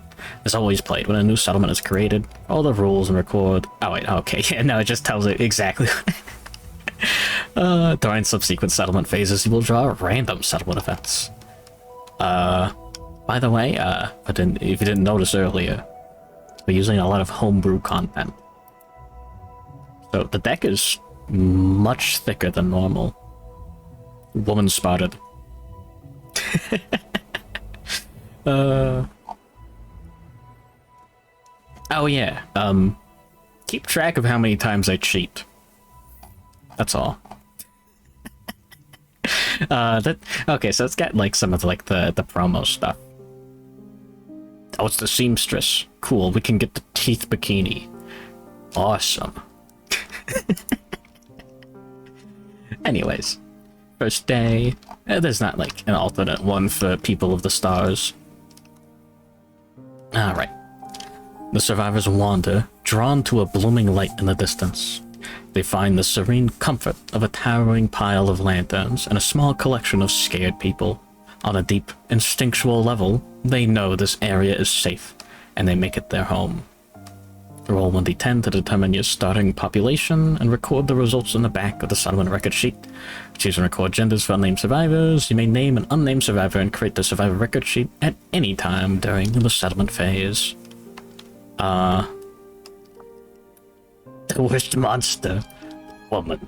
Good morning, Caleb Horse VT. And good morning, Congo VT. There are a ridiculous number of women, and you can encounter them anywhere. You can't underestimate them. I think life was better before they added the women anywhere system. Just like walking but like behind an alley, and then like a woman pops out of the dumpster. Like combat starts immediately. Like, oh my god. It's turn-based too. I can start dialogue with you unprompted. A good thing I can end dialogue unprompted. You just go, and you stammer a lot. It works every time. Anyways, let's see how many survivors we get. Nice. 6 unnamed survivors, plus our returning survivors. So just 9 total. Yeah, we can... we'll hide all of our dead survivors. Rip Jimmy. So, 1, 2, 3, 4, 5, 6, 7, 8, 9... Oh, sorry, hold on. We're adding 6. We're up to 9. It will not increment the cheat counter. Hold on. Drop a heavy object on your foot and break it. You can get out of conversations for free. Really? You're good at the one rolls this campaign. You should have seen last campaign. It was really funny. I wasn't laughing because that Spedicules fight took forever. Jimmy died. Yeah, Jimmy, like the... Okay, like the second attack from the monster, like... Oh wait, no, yeah, it was, during the first turn, Jimmy attacked the monster, and the monster reacted to his, pitifully, like, weak throw of the fist. Alright, odd. Yoink. Oh yeah, we'll just do the names in order. Alright, so this is Mimic Chest. So, like, the rules are, you could just choose what flavor your survivor is. But it's kind of fun to roll.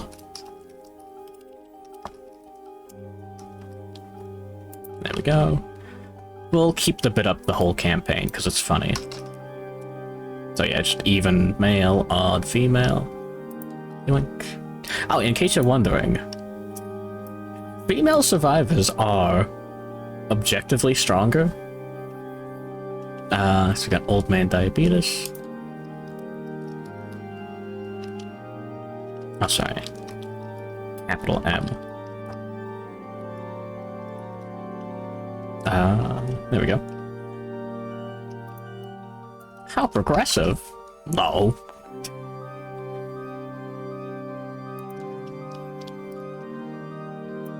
Alright, and then we've got Sapphire Rats. There's a few, like, odd scenarios that, like, check. Yuck. It's the honkers. Maybe. Adept NB. Oh boy, I hope I don't die. Bonk. Good luck, buddy.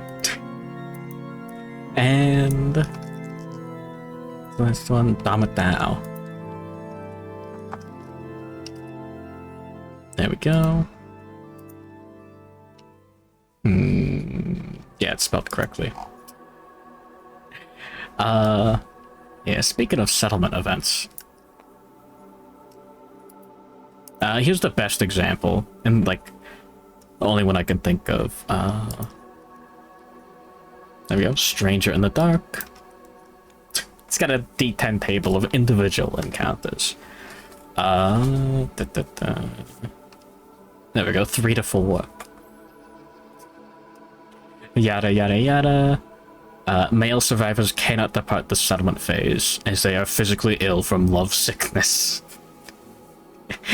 So that's like a, well, at this point that's like a, what, 1 in 5, and there's like 50 cards in the deck. So that's like well under 1%, but yeah. But it's Squirty holding Jimmy. Oh my god. That 10 is powerful. You get a funny guy for 10, yeah? Oh no, you get a free Founding Stone. I really like the 7 to 8 with the, you get John 0 presence. A stranger calmly explains that he has always been in the settlement. +1 population. Anyways, we're not checking milestones just yet. We just did first day. Oh yeah, second paragraph. Yeah, return to the settlement section of the first story. Proceed to returning survivors.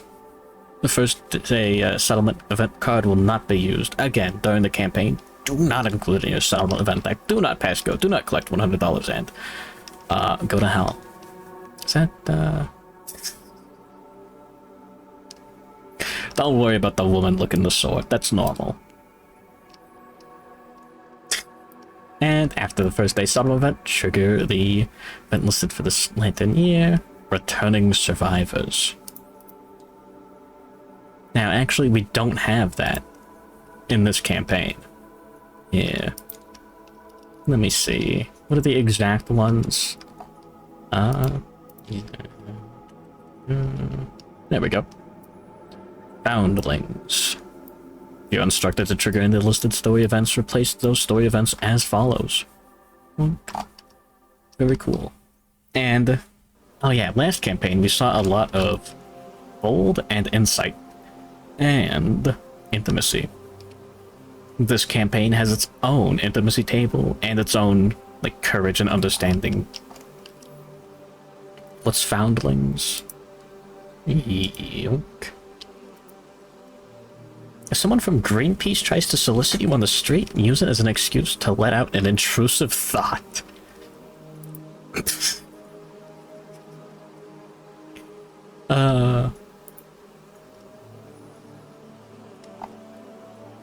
Hey, wait a minute. Hey, hold on. Did I miss anything here? Anyways. Huh.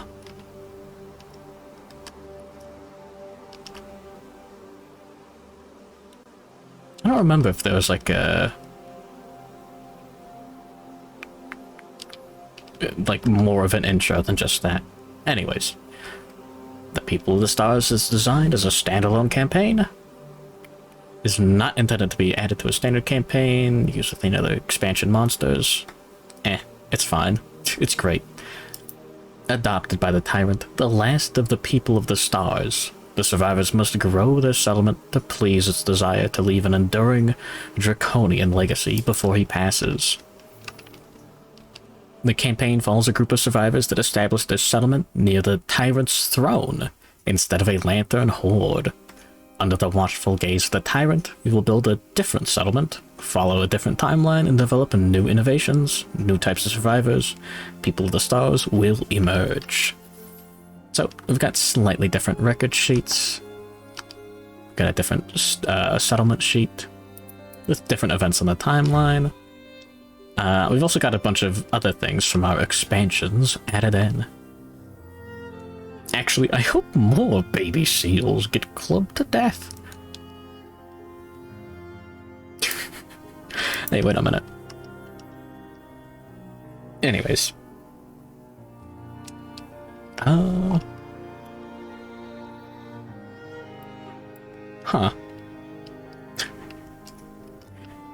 Yeah, I guess there's no, like, little story intro for it. It's just you gather around a throne. It'd be really embarrassing if I'm missing something. So, we nominate a survivor to utter the first words. I kind of want to take Corpse out on the next hunt because she's got +1 strength. So, and I want one of these guys to hit 2 hunt XP.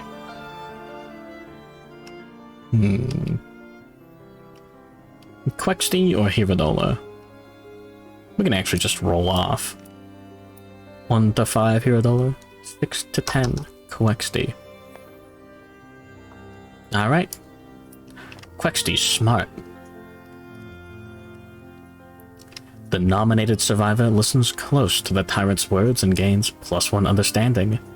They speak to the settlement for the first time in the tyrant's language. They can finally discuss their situation, realizing they must hunt to live.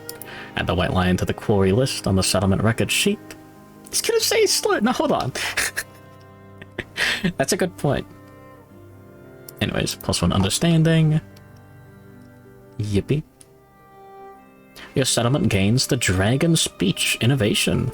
Search the innovation cards for Dragon Speech and place it face up in your play area and record it on your settlement record sheet. Dragon Speech is your first innovation and the unique language taught to you by the tyrant. It will spark the creation of the innovation deck. Yes, here it is. All survivors gain Encourage. So, once per round, if standing, you can spend 1 survival to call out to a non-deaf survivor. They stand if knocked down. Yippee. Cool. Also, survival limit +1. So now we can hold... Okay, I hate pressing escape there. Cool. We can hold 2 survival in our hands.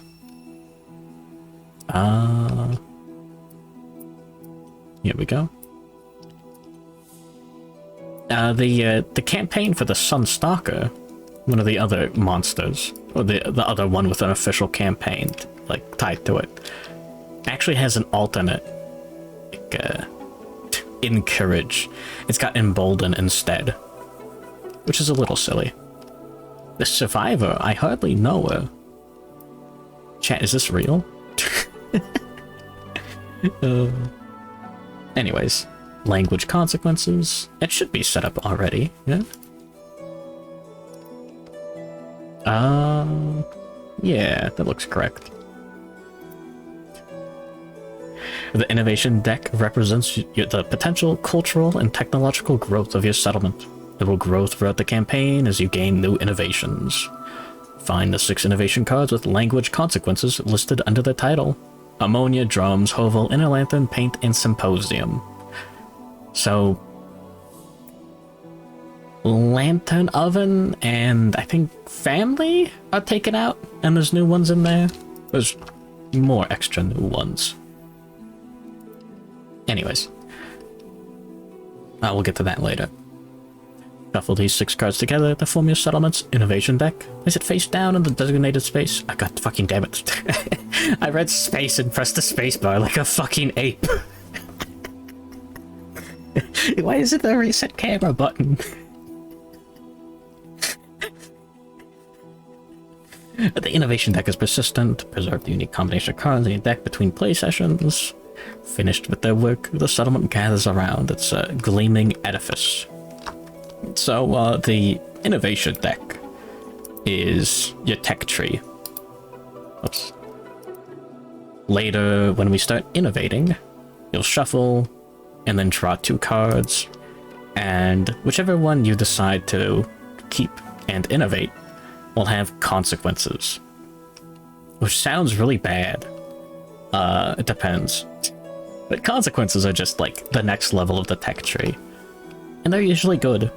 Hovel kind of sucks because it adds too many cards.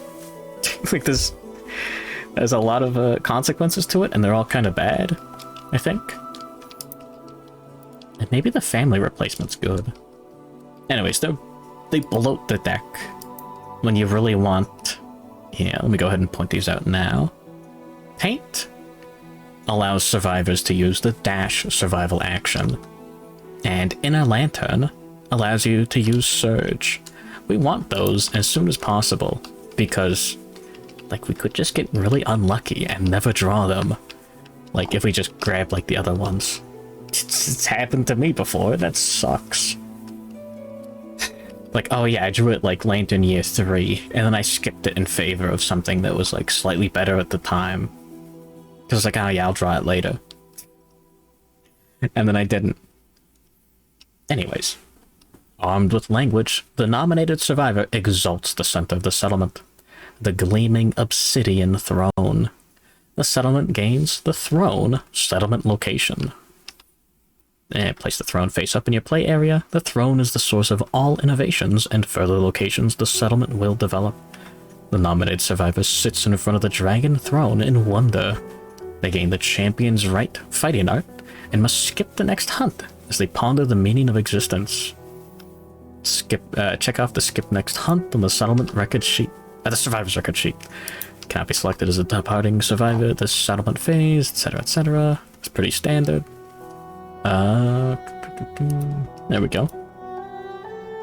And that bit's new.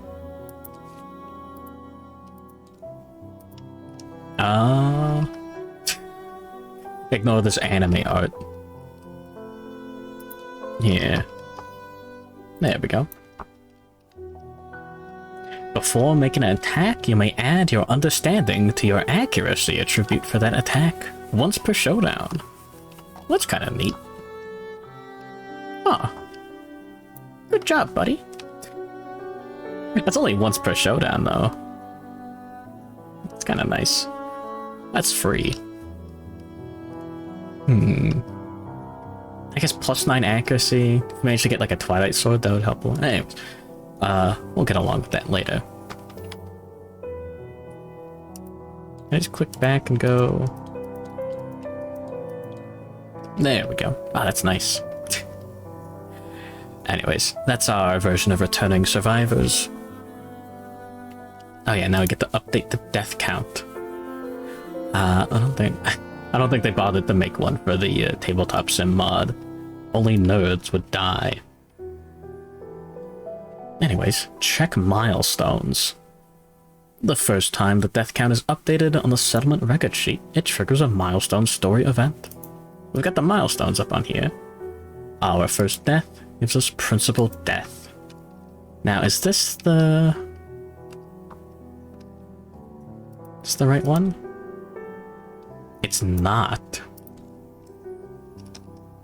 Here we go. This is the CCG one. Yeah. Look at this awesome art. That's the same as the core game. I'm gonna go to the bathroom real quickly, and then we'll continue with the settlement phase. I drank a little bit too much coffee earlier. I'll be right back in just a moment.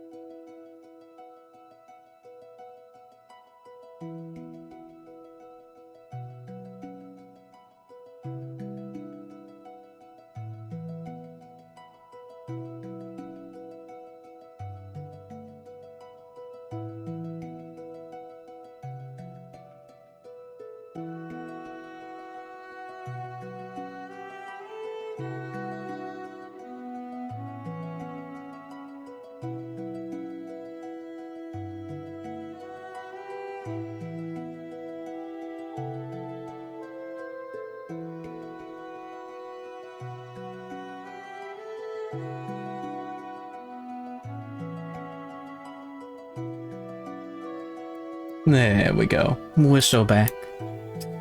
Bowl of coffee, no more. What did you do? Fluid. Oh no! Give me your fluid. Cringe. Send them to hell. Yo, no PNG. Jimmy, what is this?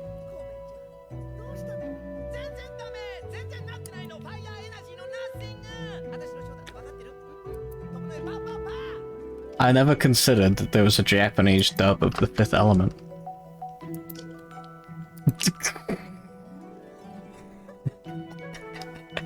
Anyways. Hey Jimmy, you're just in time. The group must decide what to do with their first survivor corpse. Choose one. The first harvest or the first grave?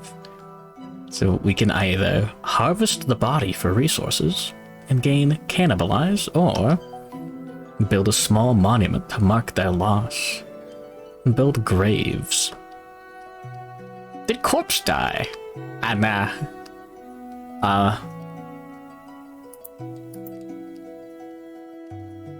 You tried to hit the monster and you failed, and then they just like right in the chest and you're dead. First hit. It was pretty rough, not gonna lie. Anyways, yeah, he's like the intimacy and like the awake tables. It's very nice that the tabletop sim mod like puts him down there. I didn't do it. Anyways, we've also got constellations. Yeah, we got, is that champions, right, that we have? Yeah. Quexy's actually on his way to getting a constellation already. I don't think he's gonna be able to get iridescent hide. Okay. Pristine. Or is that also? We'll see. You want me to cannibalize you? See, here's the thing I'm thinking about. I'm not actually...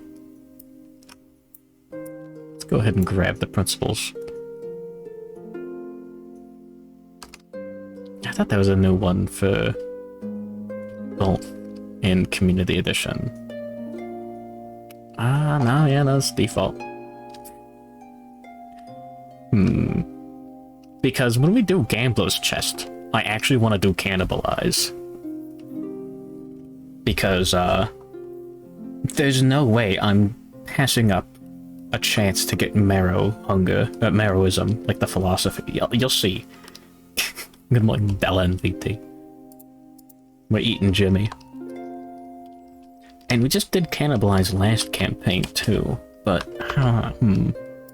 like, Graves is like the optimal choice. Default. Yeah, but like Graves is like boring. Like if you're playing regularly, like just never pick Graves. Flip a coin. There's more things to think about than just that. Hold on. Oh yeah. You have the Dr. Gun on list too? Good morning, Dr. Goon. And with Cannibalize, this is the CE version though too. That Community Edition. So this is like a little different. When a survivor dies, draw one basic resource. Yeah, don't. If a survivor dies during the Hunter Showdown, gain one endeavor. Oh. That's fine. What card inspired the new PNG? Oh yeah, I should probably... There we go. These are what the John and Jane people of the stars look like. Yippee. I didn't have the will to draw the full amulet. Bonkers. We love Kingdom Death Monster. You should have draw yourself as a girl though. It's a very Jimmy thing to say. We'll get the Gourmandism in like a year. Anyways. Oh yeah. Yoink. Here's another thing. Both of these have their own settlement locations in the community content. Like, this is new to me. Let's see. The Bone Lodge or the Explorer's Shelter. Paper bag with huge knockers. You what? Hey, wait a minute. I don't know which one of these to do. Always the Bone Lodge. The Bone Lodge in Carlot.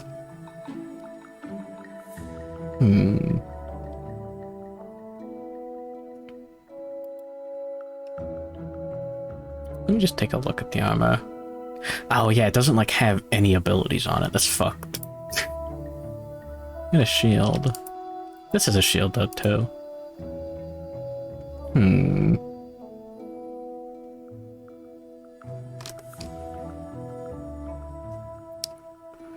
Huh.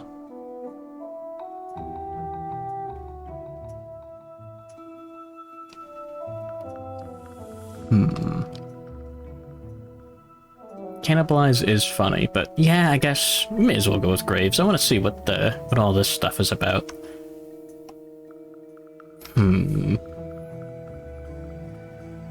Use Jimmy parts as a shield and another part as a weapon. I'm only gonna get one part from Jimmy. Oh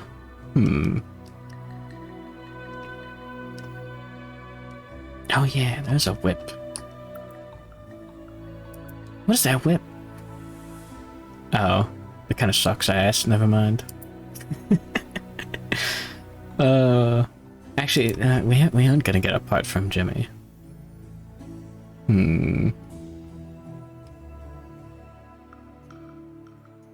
Interesting. Huh.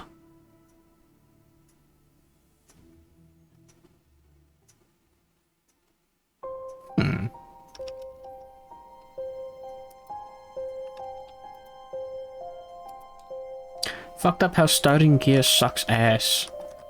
Just this stuff kinda. Like, it's a little weak. Sorry if it taking a little time to read through it. Oh, but yeah, like, whips in general suck. Like, I think that's, like, pretty good for a whip, honestly.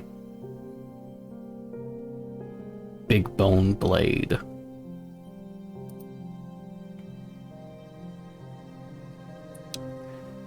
Oh, that's fucked, actually. Better bone darts. Who the fuck made this? Oh my god. Now, hold on. Let's scrap that. Oh, requires heat. Never mind. It's about fashion. Alright, which one's cooler? You know what? Yeah. We're rolling up here. 1 to 5. We eat the Jimmy. 6 to 10. We waste the Jimmy parts and bury him out of respect. Scatters ashes along the beach, just like the Big Lebowski.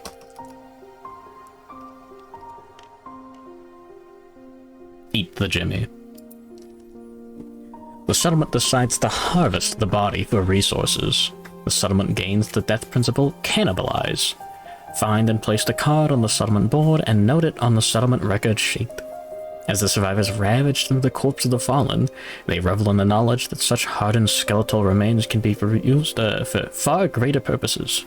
The settlement gains the Bone Lodge settlement location. Roll 1d10.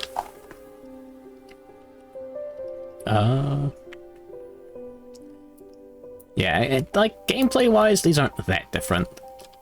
Like, this will get us more understanding, like, on our survivors overall, and more endeavors, but, like, community edition. So normally, this card is, like, exactly the same, except you don't get the one endeavor when a survivor dies during the hunt or showdown phase.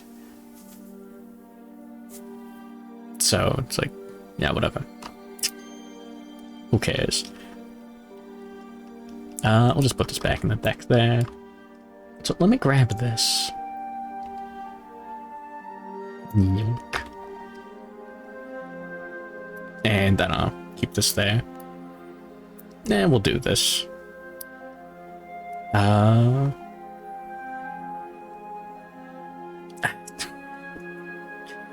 This is like a little bit of extra rolls for something that shouldn't be necessary. Whatever. We'll figure that out later.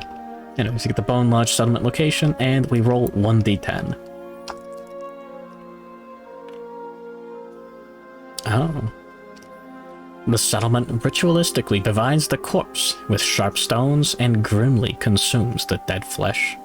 Nominate 4 survivors. They each gain 4 insanity and 1 founding stone gear card. All departing survivors gain +1 courage.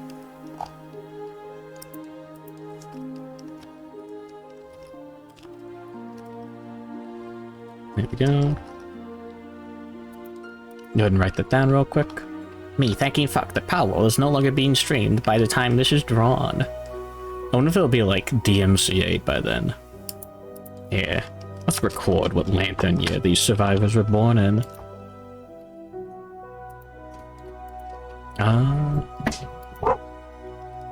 Dog.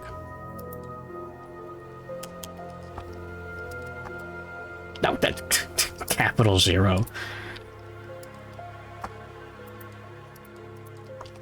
There we go. Nice. Just because it's fun. Anyways. Hey Jimmy, you still here? What? Who of these chat members would you like to eat you? We've got Corpse, Hiradola, Quexty, Mimic Chest, Renbado, Old Man Diabetes, Sapphire Rats, Adept NB, and Dammit Dow. Probably Corpse.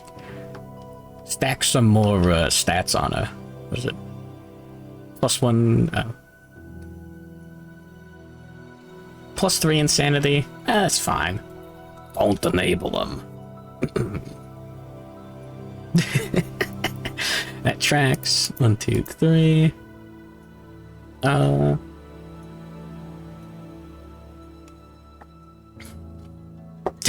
Iridola.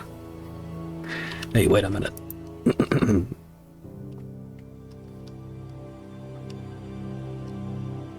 Yeah, Diabetes can have some. I mean, actually, though, Corpse doesn't. Well. My throat. Yeah, it'd be funny. And anyone else? As long as I get a mace or a bone club. Unironically, bone club is one of the stronger pieces of equipment. Speaking of starting gear being like suck ass. Yeah, you know what? Here you go, Hiradola. There's our 4 survivors. Also, we get 4 founding stones. Right? They each gain 3 insanity and a founding stone gear card.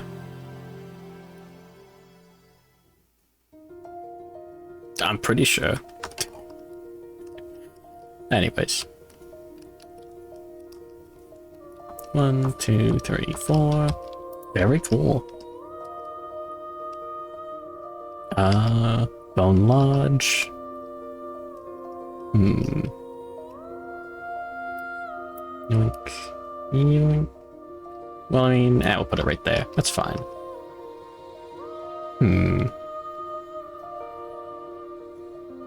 Yeah, this is all new to me. So the whole bone set. Oh, that's kind of nice. Hold on.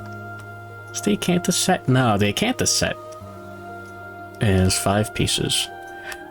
That's only 4 pieces for the armor set. Interesting. That's actually kind of cool. See if that's good. What does the armor set itself do? I don't know. Yeah, we got bone armor. On arrival, gain 1 armor to all hit locations and -1 evasion token for each red affinity in your gear grid. And when you suffer knockback, you may reduce the knockback by 1 for every 2 red affinities in your gear grid. That's not that bad. I mean, well, you're getting like... It's got like 3 armor on each location, and then... I guess, yeah, the knockback does help you keep in walking range of the monster. What does the Acanthus armor do? It sets your gear to... your armor to 2. Ignore bash on monster reactions, and for every 2 green affinities in your gear grid, add 1 to your severe injury roll. What?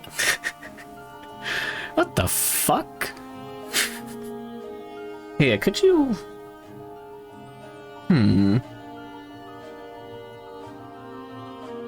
You could get pretty high numbers on that. You'll still die to bleed. There might be like a build to like become invincible.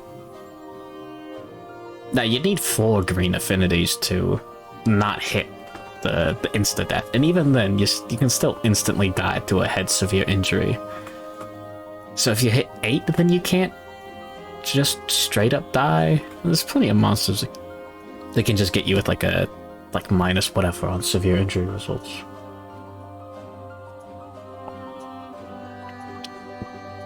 And it's only 2 armor. Interesting.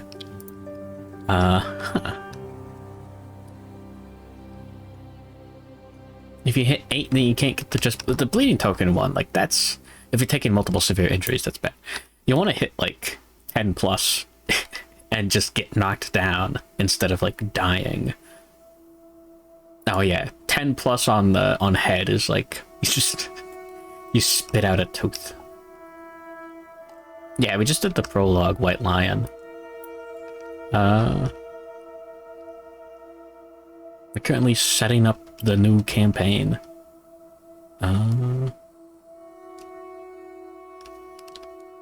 Yeah. We just finished with this. Now we gotta go back. Okay, hold on. No. There we go. Foundlings. Wait, no. It wasn't a party wipe. Yeah, I didn't do that poorly this time.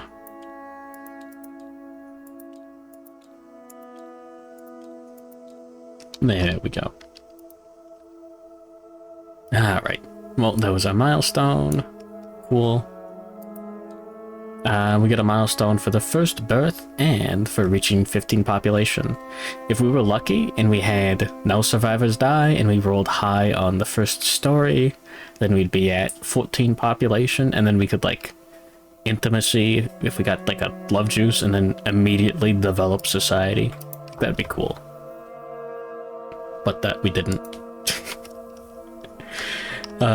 Anyways. Develop.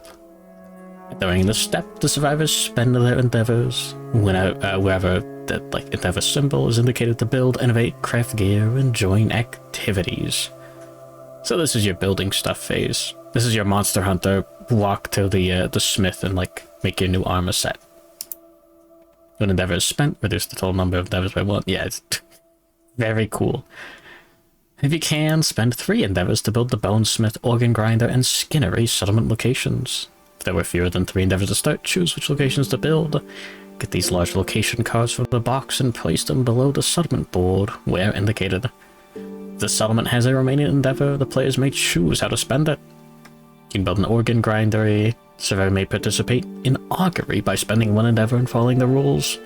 And then, yeah, we got principal new life and all that stuff. You could spend your remaining endeavor and 3 resources, 1 of each bone, organ, and hide to innovate. That's a bad idea. It's really bad.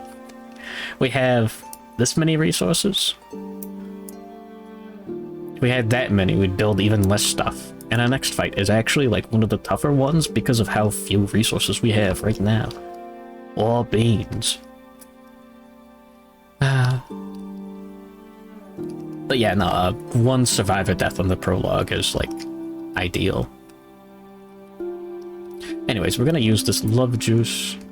We got lion testes. We have 3 endeavors. we're gonna build those locations. Let me go grab them real quick. I was like flipped over or something. God damn it.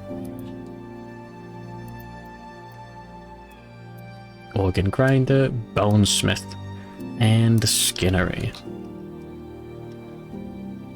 We'll put them like this for fun. So, all of the gear in these are pretty good. Oh yeah, there's the community edition. What's different here? Why is this CE? What's... Huh?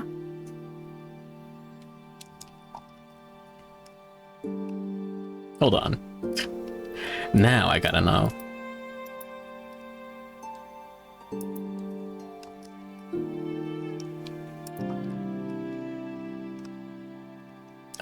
Give it a sec. It's thinking. And there's my coffee. Yeah, organ grinder, we've got 1.6. That's normal.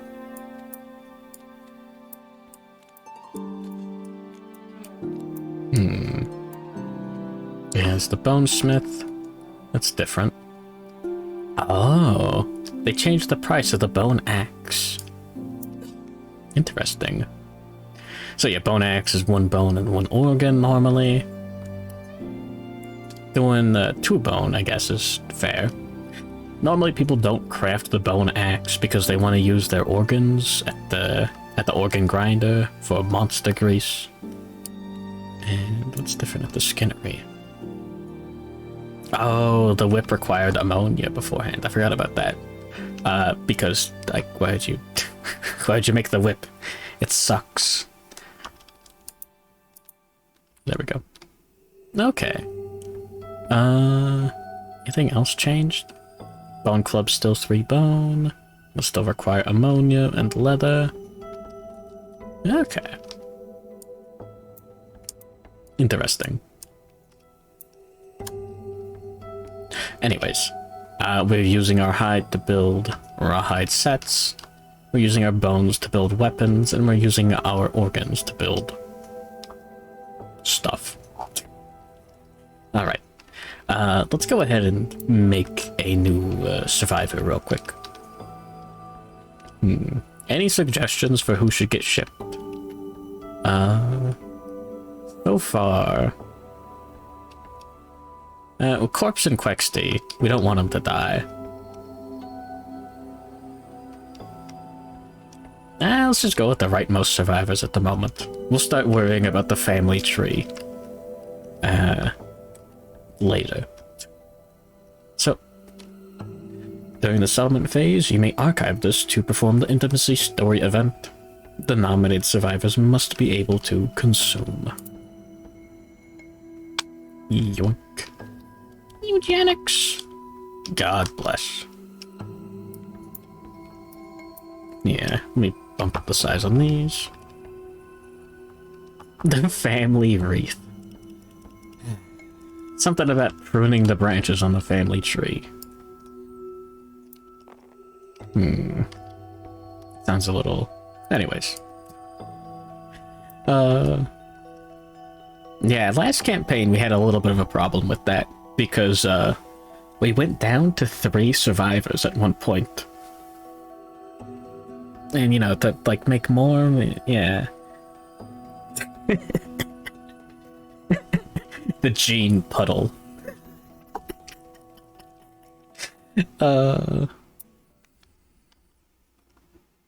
Anyways.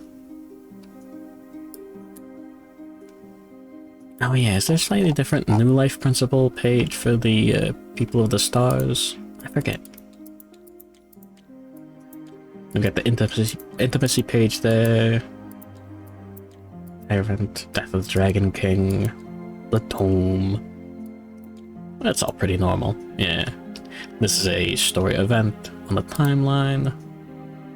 There we go, Lantern Year 5. That's normal. We got intimacy.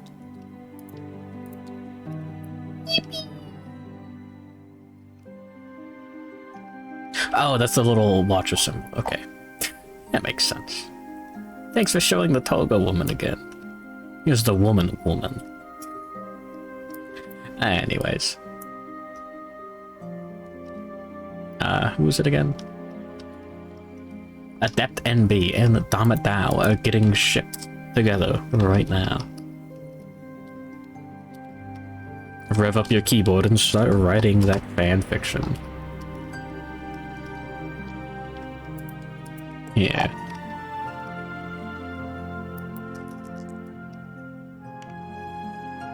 Ah, beans.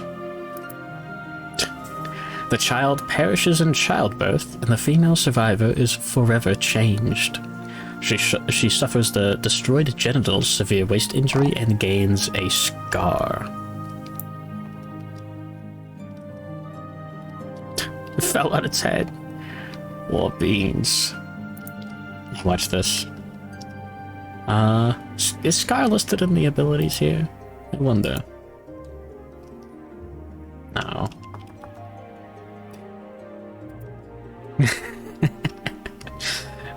No, you don't get to, I don't think so. Worse than dead it never was. So, like, no. It's like when you catch, like, a really, really small fish. Can't eat that. Yoink.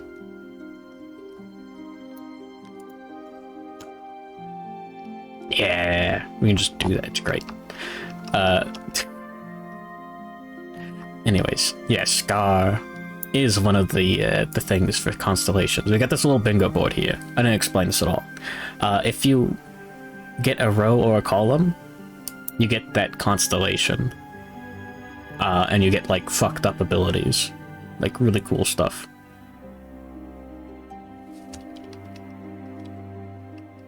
Rawhide set never worn. Oh, that's fucked. If we got a 1, we would have done this. That would have been cool. We would have gotten a survivor with the Monster Claw style Hoarder and Quixotic. Eh. Rip. Well. Yummy baby good eats.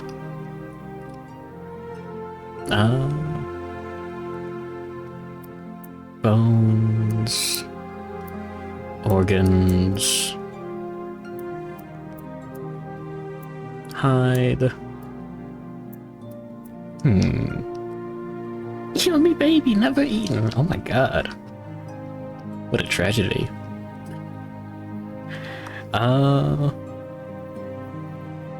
It was haunted by the ghost of Jimmy. Oh yeah.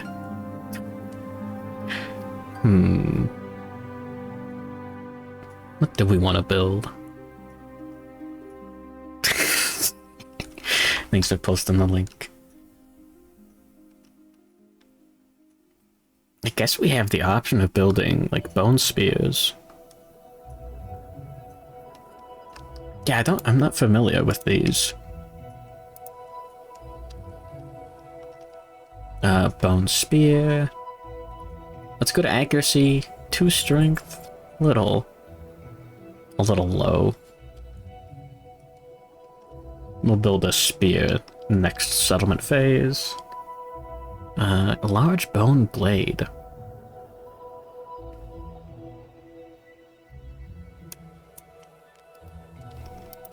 Oh yeah, we got the community edition frail. There we go. Yeah, it's got like a broken state.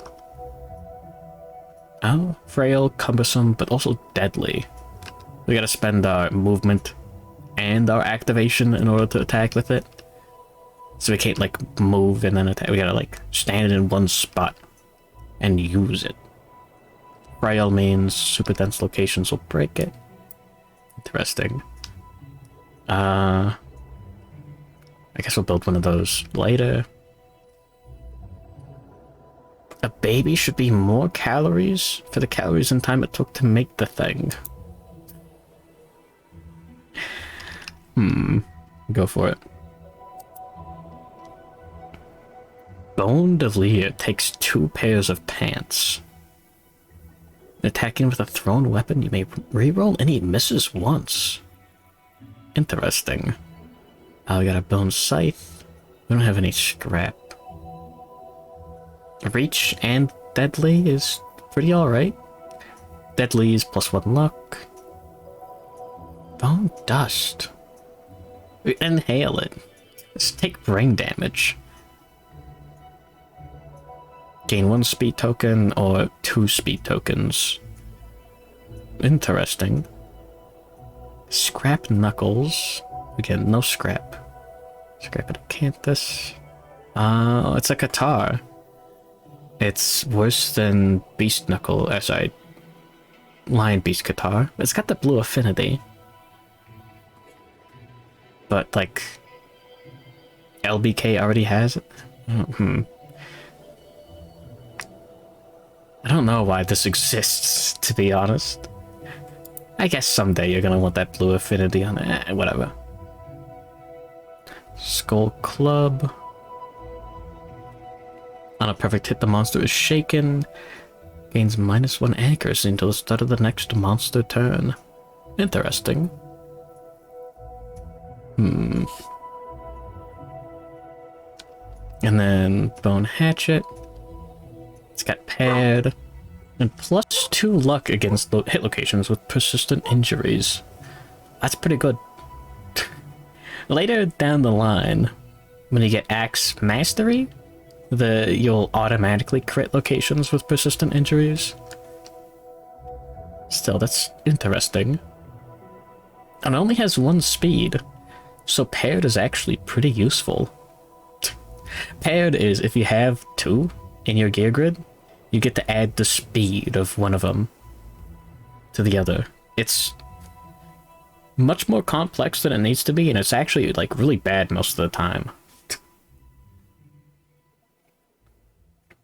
Because more speed equals drawing more cards, and more cards equals more chance to get bad reactions, trap cards, etc., etc. And most cards, most gear with paired is like high speed, low strength already. So there's like actually like usually no benefit to being paired. It's usually a downside. It's really fucked up. And there is a shield here though.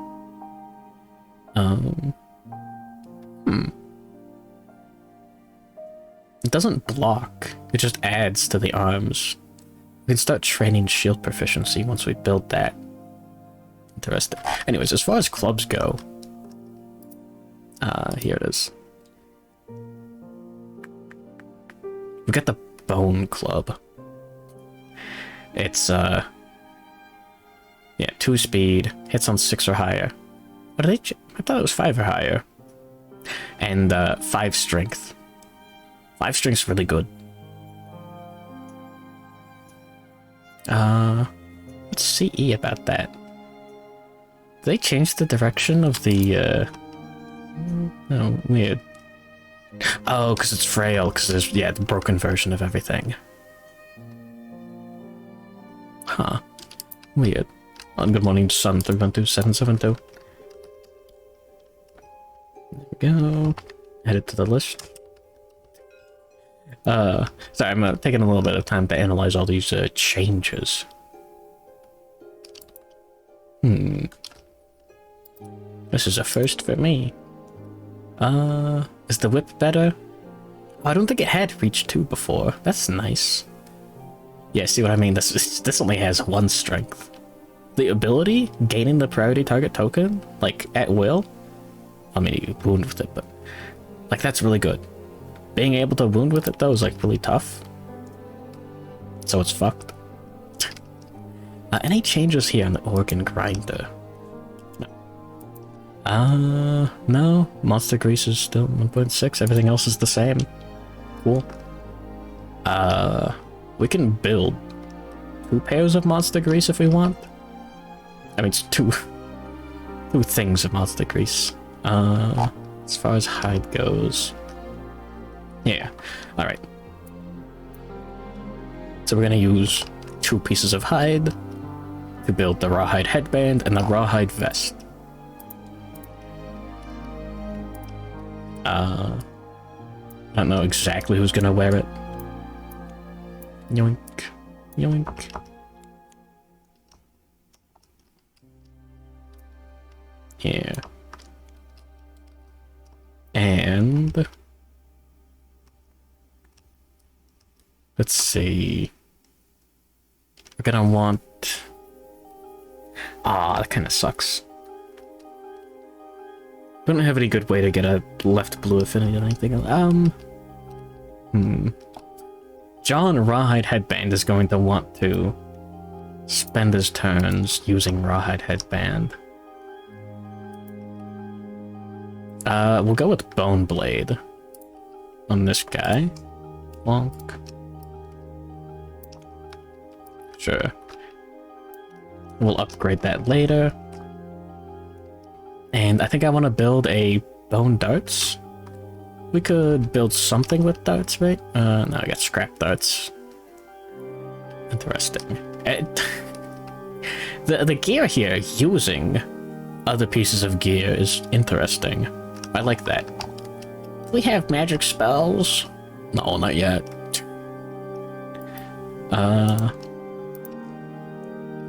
Bone darts are pretty good. Yoink. Use it on someone who's gonna stay at a distance. Okay, tabletops, please. Now we have 4 organs remaining. Wait, there's... Okay, hold on. Let me pull out a constellation. Yes, Psychovore. Once per showdown, you may eat an adjacent survivor's disorder. If you do, remove the disorder, they gain 1 bleeding token, you gain +1 permanent strength. At the end of the showdown, if you haven't eaten the disorder, you die. That is one of your spells. That's the kind of stuff that you get from constellations.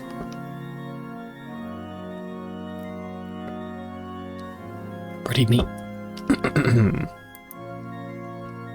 How do we get the pristine ability? I gotta figure that out. At my throat. Help. +1 pervert strength. So true. I don't have a good way to get more blue affinities. I mean, I guess we could go with like a Lucky Charm and a Fecal Salve, but this guy's already... More luck is good. I kind of want to keep Sinew. Yeah, what does Perfect Organ make the Barber Surgeon? It's the Bug Trap. Fuck that. Go to hell.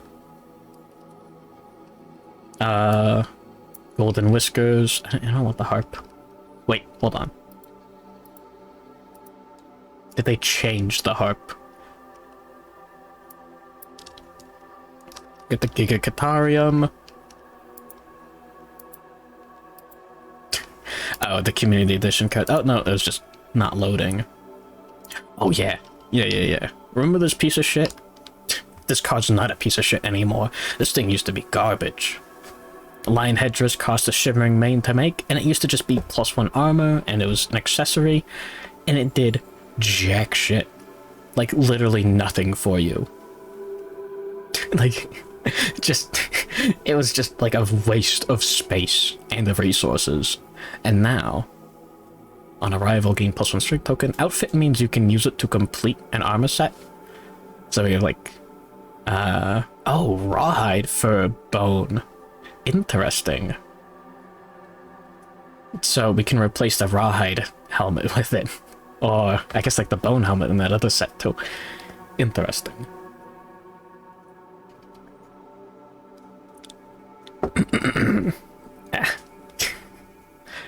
But yeah, +1 strength token, and when you crit, gain the priority target token. Very cool. We'll see if we can make that work. Lion Skin Cloak was already pretty neat, but niche, and now it's got an outfit.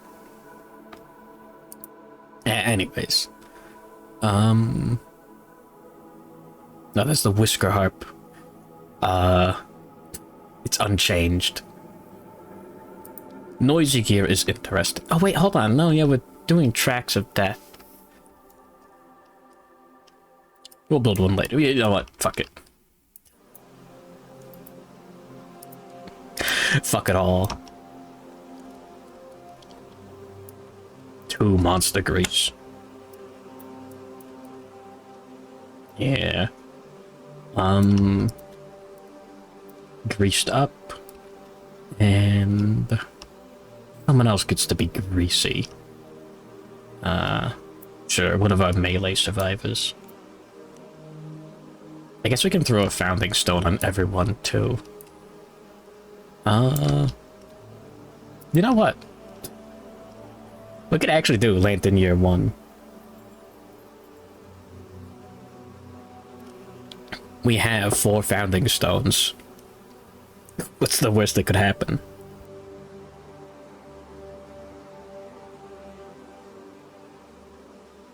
Sorry, I have to mute the cough. I'm alive. Barely. We're gonna send Corpse out. I think. Yeah, we can do Corpse Quexty. Might keep Hiradolo at home. And then send out the 2 newbies. Yeah, I really wanted to get the new life principle, but we didn't. Oh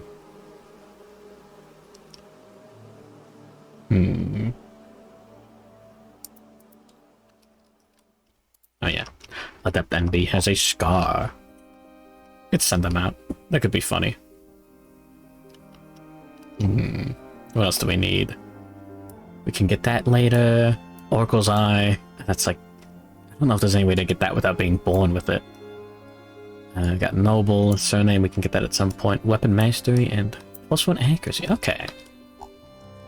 Send some Gooners. Okay. Understandable. What are we gonna level? Corpse can get Fist and Tooth.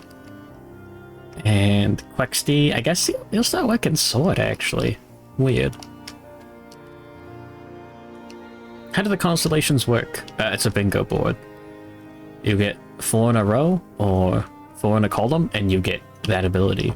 So if someone gets Pristine, Champion's Rate, +1 Accuracy, and hits 9 Courage at any time, they will get this ability. Bunch of cool stuff.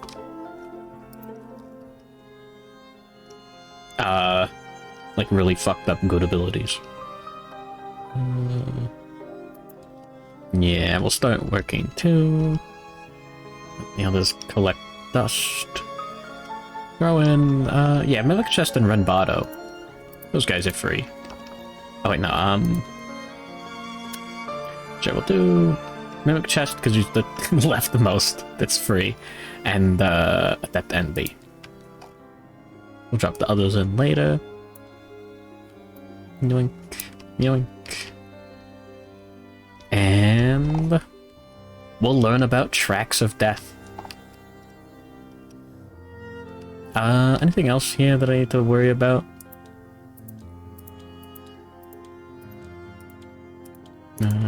You take me back. No.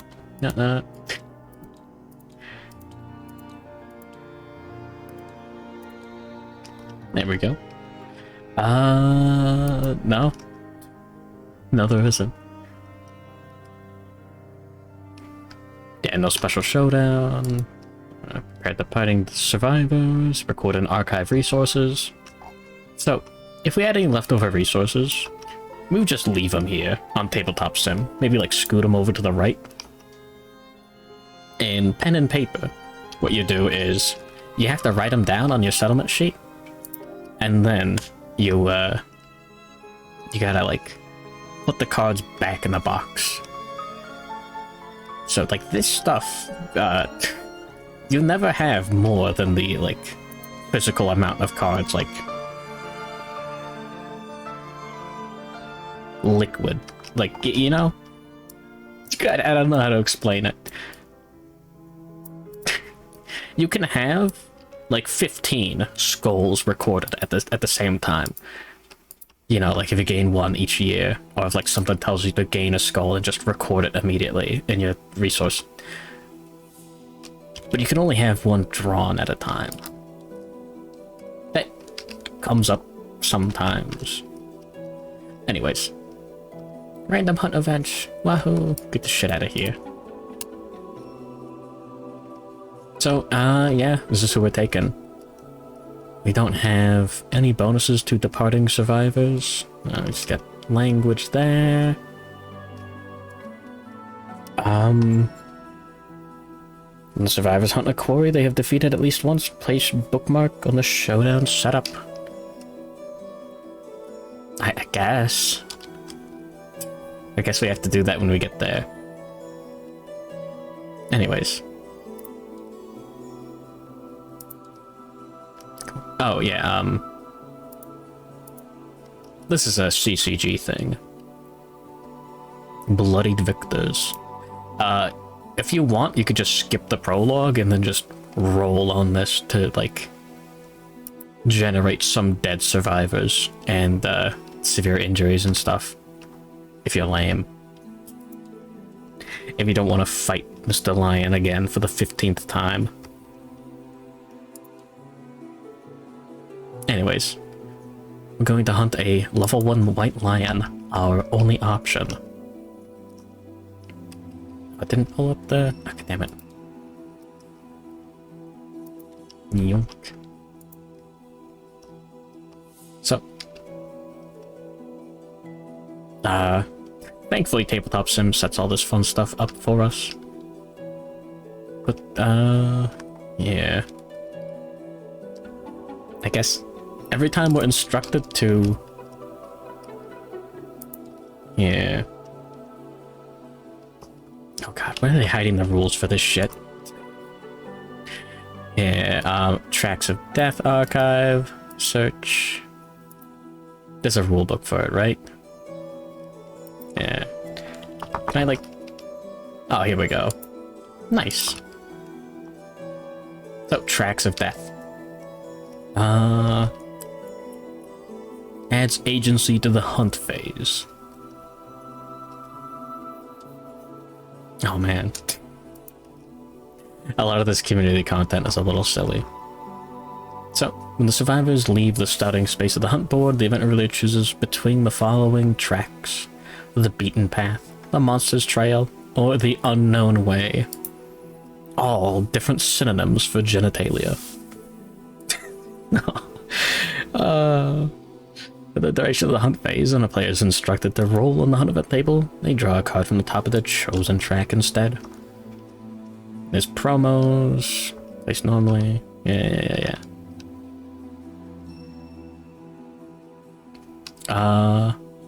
So yeah, you got to choose between the beaten path. Easier. You got the monster's trail. Opportunities to ambush the monster increase, so there's opportunities to ambush, to get ambushed. Noise is likely to attract attention. So here's an interesting thing. In the regular ass D100 event table, event number 10 with the Harvester. If any survivors have noisy gear, they just instantly fucking die. That's the bit. And not only that, so normally you'd be like, okay, well, I'll just, like, re-roll that or something.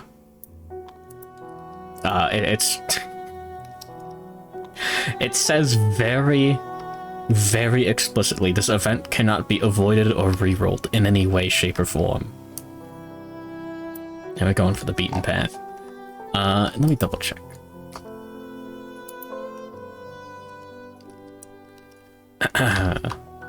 This event cannot be re-rolled or avoided in any way. It's really funny. Yeah, but like, noisy gear isn't that interesting. It's like double funny because of that. It's like it's shit ass gear. Like, oh, I could remove a mood from the monster like 50% of the time. Okay. Anyways, we'll do like the hunt event in order. So like Corpse gets to be the event revealer first, and then Mimic Chest and Adept NB. The monsters page details how to set up the board. Just do each one at a time. The darkness is filled with unearthly screeching and yowling.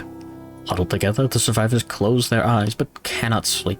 All survivors suffer 1 brain event damage. Oh, I forgot about the parting bonuses. Because of that event, we get +1 courage on everyone. Not that event. Our choice to cannibalize Jimmy. We fucking ate him. So all departing survivors this year got the bonus. Very nice. Oh yeah, 1 brain event damage. Insanity is armor for the brain. The brain also has a... Oh, I should have taken someone that ate a little bit of Jimmy. We'll be fine. Wait, no, yeah, I didn't want everyone to be insane. We're good, we're good, we're good. Anyways, yoink. Sometimes hunt events will call on, like, the event revealer to do something specific. Scratching grounds. Claw marks scar the ground. The survivors may choose to investigate. Each survivor that investigates gains +1 courage and rolls on the table. Yeah, let me increase the size of these. Seem really into Lion ERP. Interesting. Noted on your survivor record sheet. Grim. Anyways, we have a chance to get free resources. Everyone's going here. And everyone's getting 1 courage. No one got free resources. 1 to 3. Sifting to the rubble, a shifting stone crushes the survivor's hands. The survivor suffers 1 event damage to the arm's location. And 4 to 8, nothing happens. Sorry, Mimic Chest. Oh yeah, heal and reset. Took the damage there. 1 to the arms. Event damage means it can't kill you. You don't roll on the brain trauma table for taking brain damage beyond your means, nor do you roll on the severe injury table for taking damage beyond your means. You just take it. Oh yeah, I almost forgot. Tabletop sim. In order to mark your bonuses from gear, in this case our monster grease is giving us +1 evasion. You take a token and you put it on the little permanent tokens part. Yoink. Yoink. Like this. As far as gear bonuses go, we also have a rawhide vest over here on Quexty. Yeah, it is Quexty. So those rectangles are affinities, or half affinities, I guess. They link up like this and this to give you bonuses. In this case, puzzle piece affinities are slightly more specific in that the pieces from this card need to be connected. So we've got the red on this card connected and the blue on this card connected. So we get our +1 evasion. It's a killer mechanic. Honestly, this is like the most interesting thing about like builds in this game. It's really sick. Because there are cards that like suck or don't do that much. But then they're awesome because they've got like just really good affinities. And there's some cards that are good and have good affinities, so they're amazing. Anyways, we also have this ability activated. We can spend our action during the fight to reveal the top 2 AI cards and put them back on top in any order. This is fantastic. We love knowing what the monster's going to do. Now, Monster Grease, the regular affinities are like a little, actually more complicated. If I've been working out, I've been getting plenty of exercise, banging your mom, yeah.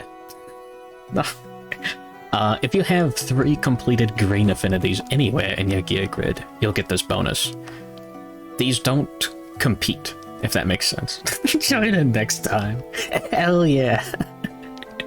So if we had something else that required like 2 green affinities to activate its ability, if we got 3 green affinities total, they would both activate. It's not like exclusive. Anyways, it doesn't really matter how we like stack this, but anyways. And yeah, this green one doesn't have to be connected to anything in order to get our bonus there. We'll probably see some builds like that later. Anyways. The damage, yoink. Next. Oh, hey. So these aren't normally in here. These are like promos? Or is this community edition? I think this is CCG content? In order to integrate some of the promo gear? I think? Fuck if I know. Crusted with flaking layers of dried blood, an obelisk juts from the ground. From its center protrudes a pristine hilt. Nominate a survivor to reach for it. Roll 1d10 and add their sword proficiency to the roll result. Oh, there's no option to not roll here.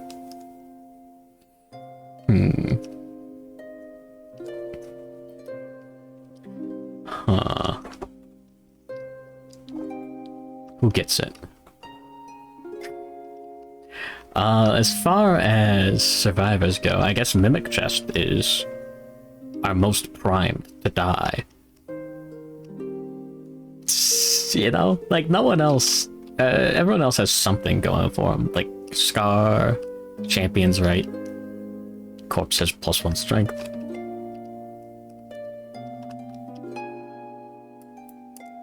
Oh, the balls. The woman balls are destroyed. 3. You drag the blade out, but it slams back into the stone with bone-crushing force. Suffer 2 event damage to the arm's hit location. Yoink. Oh yeah, also he had the damage to the arms already. So normally if this was during the showdown, if that wasn't event damage or whatever, if that was regular damage, we'd be forced to roll on the severe injury table and probably lose an arm. But it's event damage. It's just softening us up for the lion to go, deal 1 damage to the arms, and then kill us. You're getting wrecked. No? No, and that's it for the hunt phase. We didn't even get the draw from the tracks of death. Come on! Oh, whatever. That's fine. I wanted to see the shiny new system. We land on the White Lion's space and start the showdown. That's the basic gist of the hunt phase. Alright. Level 1 White Lion, begin showdown. Yippee. Oh, hey, baby. Oh, nice. There once was a beast that wanted to feel how soft its fur was. Since it could not reach its own back, it killed many other creatures and spent time rubbing its paws over them. They say that when the monster finally killed a human, it fell in love with their soft hair, and its paws grew into a pair of fine human hands. Yeah, the lower level monsters stuck closer to the hunting party. Now monsters can move further back and closer. Oh, hey, wait a minute. Anyways, showdown setup is a little more specific. We get to skip over a lot of the busy work of setting up a monster, but in case you noticed, there's... I mean, in case you didn't notice. In the top right corner, what was it left? Of the AI cards, there's like a B, an A, or an L. Basic, Advanced, and Legendary.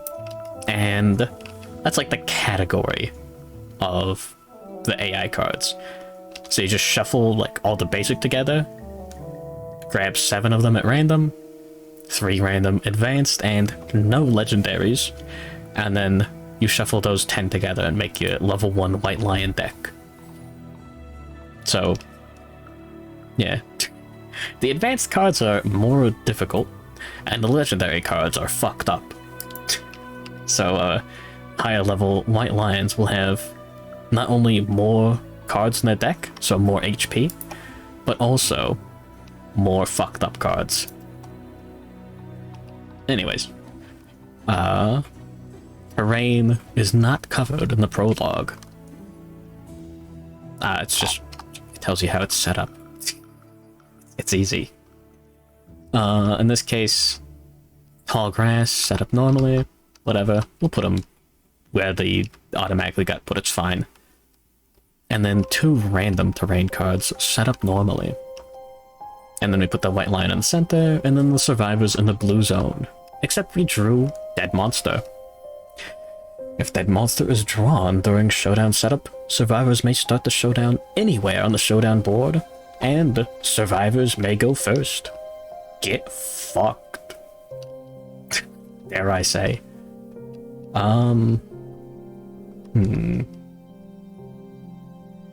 Let's see. No one has any plus luck. I think we'll have Adept and B. Start in the blind spot and then move out. Quexty will start in the blind spot and move out as well. Mimic Chest will move into the blind spot. Then we can put him there, actually. And Corpse will move into the blind spot. You can actually have Mimic Chest start by activating the Dead Monster. Yeah, this will be fine. This will be awesome. Anyways, oh yeah, it says set up the Dead Monster adjacent to the monster. He was snacking. And then we have stone columns. These are mostly for flavor. I've almost never seen these, like, make a major difference. I just, like, put them up here. Because they look cool.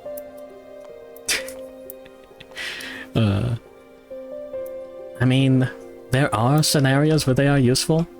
They just have to be set up 4 spaces from all other terrain. So, melee weapons. Yeah, we have bone darts here with range. Range requires line of sight. Melee weapons with reach do not require line of sight. So you can attack over stone columns and you would be out of the monster's field of view. It's sometimes useful. Anyways. Cool, let's start the fight. We get to go first. I'm sure there's nothing I'm forgetting about. So this is a level 1 White Lion instead of the Prologue one. He's got 8 toughness. He's a bastard. We're not gonna do so hot on this one. We'll let Quexty take the first hit with his bone blade. I mean, we could add some accuracy to it if we wanted to. Yeah, fuck it. Why not? We'll activate this. Limit once per showdown. We'll have to not think about it ever again. So, add our understanding to our accuracy. It's just +1. And we're in the blind spot, so we get an additional +1. Yeah, let's clean all this up. We're not going to be using our Foundling Stone to attack with, I don't think. Alright. So, 2 speed, we'll hit on 4 or higher. This fucker only got 1 hit in. Yeah, we're getting another White Lion. Beast's Scalpula Deltoid. So here's why the level 1 White Lion is like one of the hardest fights in the game. We have to roll a 6 or higher in order to wound them with our bone blade. It's fucked.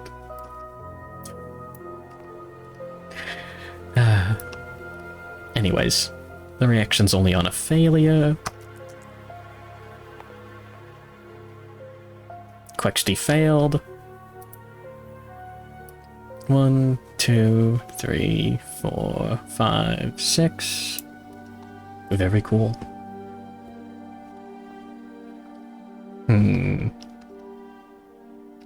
Death. So true. Anyways, the White Lion has a bunch of reactions like this, where he will full move forward and then grab everyone that he passes over, usually on failure, sometimes on reflex. A Dragon's Dogma OST. No. I'll remember that for next week. I don't want to, like, accidentally make the audio too loud. Because that will happen. I would love to activate Rawhide Headband, but I didn't think about that and attacked with Quexty first. Whoops. We'll put him right there. And end his turn. That's his movement for the turn. Adept NB.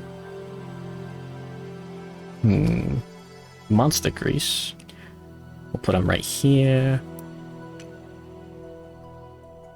We'll put Corpse right here. And then they can, like, move later. We will not activate Tall Grass. And Mimic Chest can activate the dead monster.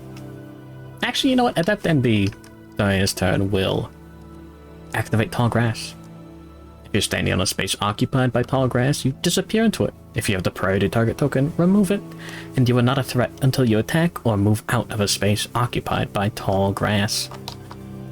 So, that's one of the reasons why the lion nuts smashing his balls into the ground specifies that you cannot remove the priority target token. Because Tall Grass normally spawns in and all that stuff. It's pretty important, I guess. Anyways, and then Mimic Chest. I mean, we could attack with the Bone Darts with Corpse, actually. Ah, fuck it. I forgot. Mimic Chest can go and activate the dead monster. So we've got a decent chance of getting a basic resource or a free monster resource. Come on. Ooh.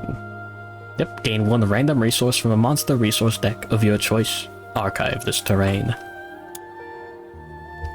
We'll go with White Lion cards. Yoink. White fur. Very cool. Alright. I mean, I guess we could have thrown Founding Stones. Whatever. Let's see how bad the White Lion's turn is gonna be. Combo Claw. Yeah, I'm gonna go to the bathroom real quick. Sorry. I'll be right back.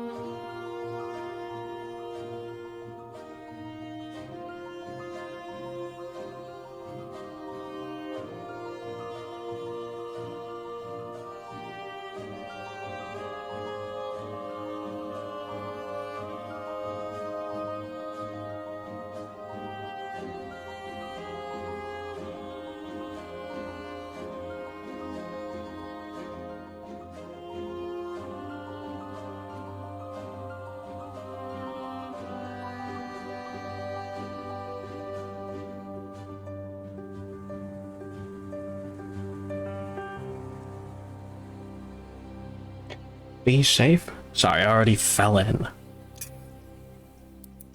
Anyways, I did not go to the bathroom because of how scary Combo Claw was. Yeah, Adept NB is hiding in the tall grass. Ah, here we go. Closest threat in field of view. This does not specify in range, unlike the first bullet point. He can target a monster that he's unable to actually hit. And this is one of the ones that is affected by Lost Hand. So hopefully we'll crit that off later. Anyways. Closest threat in field of view is Quexty. Don't have any responses to that. You'll yoink. Get him. Combo Claws, Zumbo Sauce. Quexty Balls. Alright, cool. The lion is unable to get adjacent. You can't move diagonally. Or attack diagonally. And if this attack deals damage more than once, draw an additional AI card. No. No damage. Get fucked. Alright.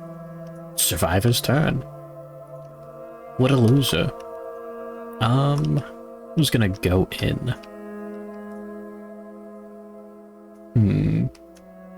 Is Stinger Flynn like a fucking Star Wars character?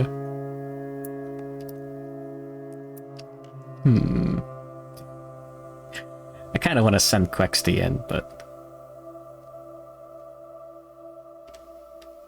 Here.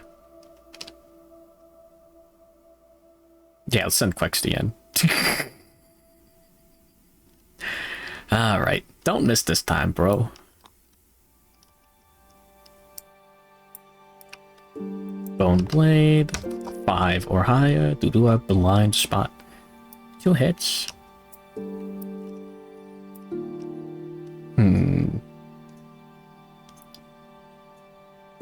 We want to crit the Lost Hand, the Strange Hand. Beast Chest. We might get one of those bits where, like, we crit this immediately and then the monster dies and it's, like, kind of anticlimactic.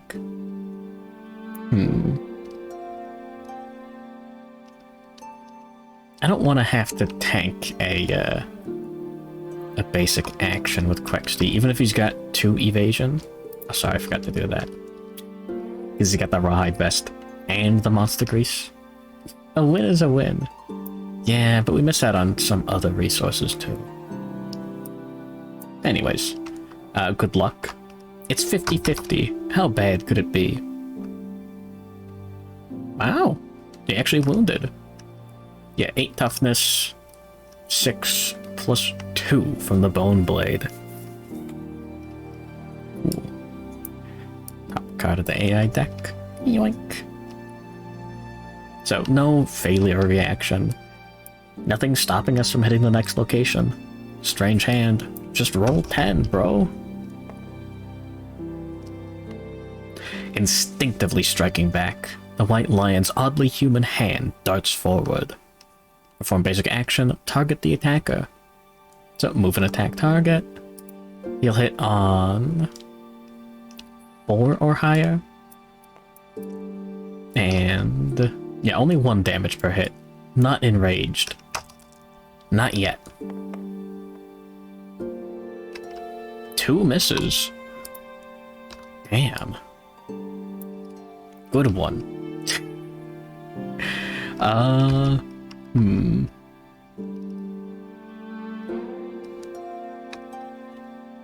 Who goes next?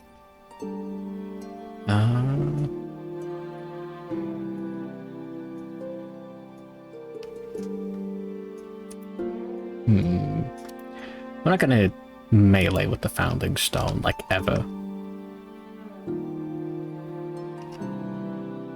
Flex is the only one that's taking a turn. You know. Yeah. Mimic Chest can... Oh yeah, here, let me put like a little asterisk here. We wounded with a sword. That's gonna matter later. Yeah, fuck it. Throw the stone. Crit. The beast's paw. Hey! Your attack destroys the white lion's foot. It loses its leverage. The white lion gains -1 movement token. You gain 1 white lion claw resource. White claw. And we get the persistent injury, broken foot. Ignore the effects of grab. Huh. So if he runs over you, now we'll just... Oh yeah, and deals 1 damage. Yippee. We'll just get knocked down. We won't take any, like, funny damage. Let's grab our white claw and get white girl wasted. Good job, buddy. And we'll move Adept NB right here because it's funny. He's no longer concealed. Well, I guess... Say activate a weapon or attack. I don't know if that counts as an attack. I don't think it does. Weird. I guess he's still not a threat.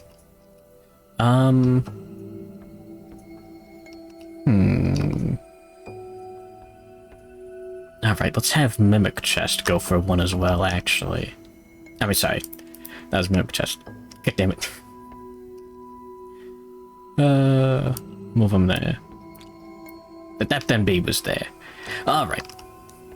Now we'll take Adept NB's turn and, sling a Founding Stone. The force of the blow damages the white lion's ear. Sorry, I forgot the -1 movement token. Tabletop ship? There we go. It is now partially deaf. The white lion gains -1 accuracy token. Let's bully the shit out of this dude. It's gonna be awesome. No resource from that one. That's the main reason we want to crit this dude.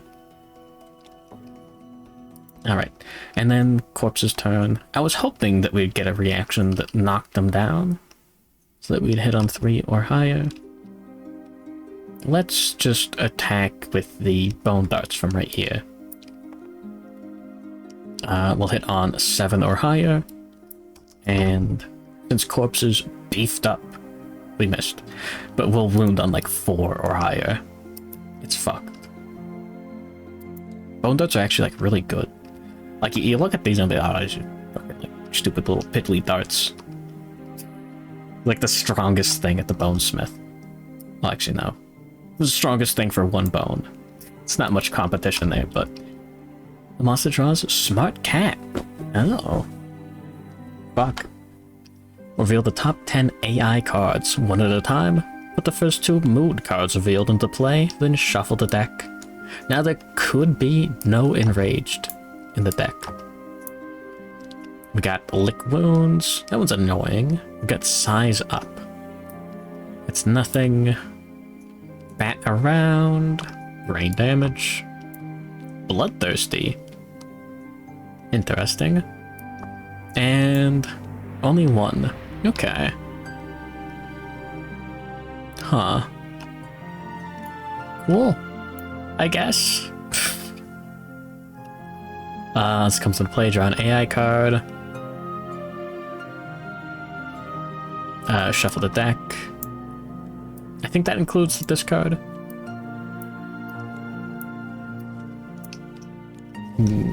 I mean, we're good in terms of Smart Cat. I mean, not Smart Cat. Fucking, the dumb one. The one where he flops over, and if you activate adjacent to him, he just, like, beats the shit out of you. We're fine there. Now we have ranged weapon. A ranged weapon. And Founding Stones. Alert, we can just tank it by walking in tall grass next to him. Anyways, Archive Smart Cat, so that's gone. That's like a free damage if you think about it. Anyways, when this comes into play, draw an AI card. Yoink. And when a survivor suffers damage for any reason, place 1 token on Bloodthirsty. At the start of each monster turn, if Bloodthirsty has 3+ tokens, remove all and perform basic action. So, size up was a draw. Random threat in field of view. Adept NB is still not a threat, so, high roll.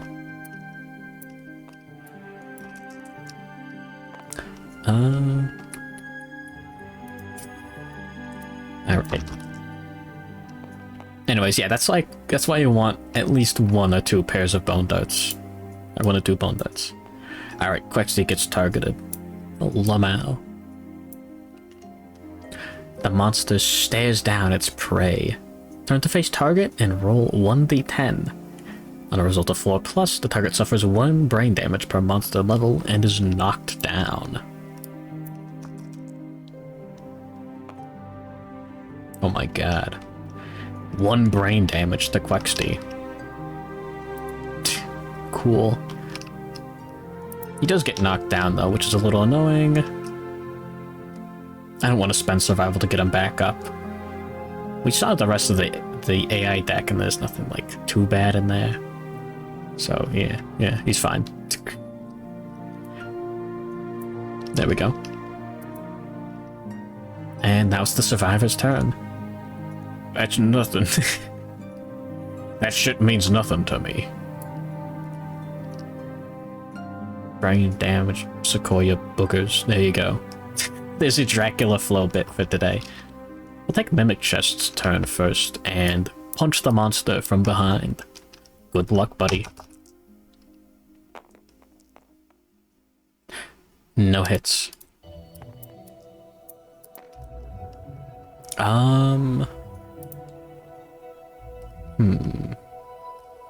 Oh yeah, each survivor gets 1 survival for being named. Hold on, I was wondering, like, something isn't right. There we go. I almost forgot about those guys. Oh yeah, also brain damage isn't damage. Does Quexty still watch streams? Yeah, he was here earlier. I was making fun of him for missing attacks. But he didn't die during the prologue, which is a shame. We'll put Adept NB in the blind spot. And we'll attack. So we could spend our survival to encourage Quexty. Oh yeah, he did get the kill. 7 or higher. Because blind spot bonuses. Yeah, 2 misses.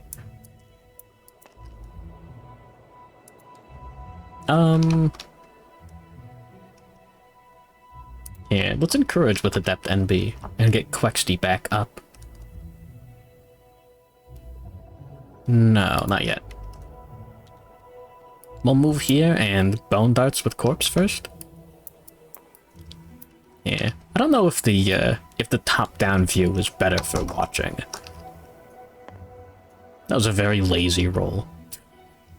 Whatever. Gross. 7 is good enough to hit. Beast Tricep. So we need 4 or higher to hit. That's a 70% chance, it's pretty good. Hey. No failure, no crit. We're getting there. 4 wounds already. Oh yeah, I want to get a fist and tooth wound with corpse before the end of the showdown. And now it's Quexty's turn. We're gonna do something smart for once. And we're going to spend our action not to attack, but to activate a Rawhide Headband. We get to look at the top 2 cards of the AI deck and put them back on top, in any order. So, next the monster is either going to Combo Claw or Size Up. There are multiple Size Ups, like in the deck. Size Up is kind of funny. Combo Claw could be annoying. So we'll put Size Up on top. And end the turn. I'll draw this. Only 2 threats in field of view. Quexty and Corpse. High roll. I was trying to figure out how Pierce Brosnan related to sizing up.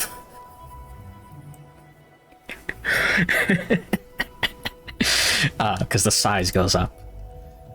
And good morning, 6 on Taurus. He watches streams with an alt. That's not true. No way. Yeah, since corpse is on the diagonal, we'll turn to face like this. Like the lion's like turning around, like half his body, half his head, like. Thanks for the gifts up to. Bag the joke. What do you mean? What joke? The size going up? The monster stares down its prey. Turn to face. Or higher. Yep. 1 brain damage per monster level. Yeah, Quexy took the brain damage. Oh yeah, by the way, if you have 3 or more insanity, you are considered insane. Yeah, knockdown. Cool. Survivor's turn.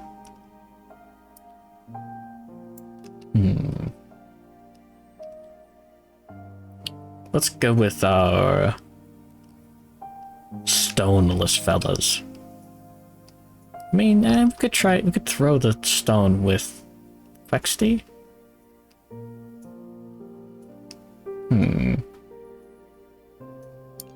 Oh, I forgot that was the Amalbert bit. Thank you, Amalbert, for the he like commented on a Twitter post of Nina. This is simply arf arf. What a hero. Anyways. No hits.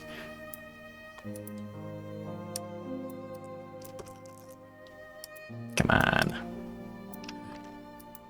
1 hit. Oh my god, Mimic Chest is getting in there. Glorious Mane. This is actually... impervious. It explains it right here. Cannot be wounded. Wound or critical wound will not remove AI cards or defeat the monster. But if we crit, we get a resource. A Shimmering Mane. Come on. We're doing Fist and Tooth, so we have a higher chance. And no. I'm not mad, I'm just disappointed.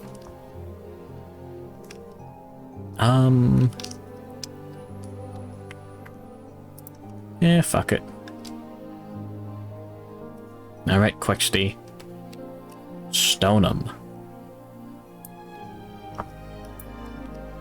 Beast's Knee. The White Lion's knee twists unnaturally and shatters. White Lion gains -1 movement token. Yoink. And 1 damage, so we get rid of Combo Claw. Cool. And we'll spend 1 survival with Adept Envy to encourage Corpse. Yoink.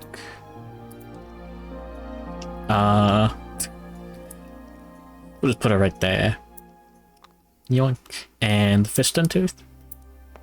Like I said, I want to get 1 wound in during the fight.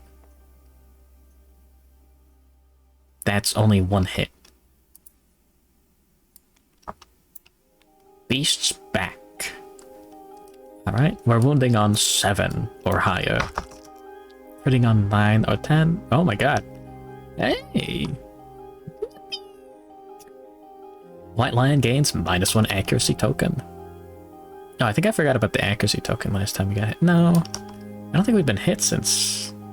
Huh. Yeah. I mean, I forgot about it, but it didn't matter. There we go, 1 damage. Dude's almost dead already. Cool. Very few extra resources from our crits, though.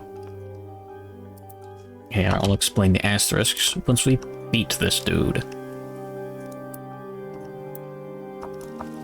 Alright, next turn. Reset all this stuff. The monster draws size up. Alright, Corpse or Quexty. God damn it. Our good survivors are not in the blind spot. It's a bit of a problem. The ones that can wound more often than the other ones. Alright. Cool. Corpse takes some brain damage. I guess these guys don't have any insanity, so they're vulnerable. Turn to face, and... yeah. That's a 9. Alright, 1 brain damage and knocked down. Yoink. If you take brain damage with no insanity and your little box ticked off, you take brain trauma, which kills you on a 1 to 2, and otherwise gives you disorders most of the time. We get to ignore the effects of grab, so I don't really care if we get a reaction like this and corpse gets run over. Nothing would happen. She'd just stay knocked down right there. So we're fine. Let's take Quexty's turn first and go for a Bone Blight attack from the blind spot. 5 or higher for a hit. 2 hits. Haven't seen the trap card yet. There's the fuzzy groin. If only we could be so lucky. We'll go for the balls first. Actually, I think we want to go for the ribs first. Because we have a chance of giving him -1 toughness. Don't worry, the balls are coming. I'll pop it to clip that out of context. There we go. We wound. If the attacker has 3+ understanding, the sound of cracking ribs is encouraging, and the attacker gains +1 survival. Quexty's not smart enough. And the fuzzy groin. You hit the monster right in the ding-dong. 6. That's a wound. Cool, he's 1 hit away from death. We filled in our quota of wounding with our desired weapon types. And... yeah, we just hit him in the balls really hard. Put Quexty right here. That's his movement for the turn. And let's go with Adept NB next. Yoink.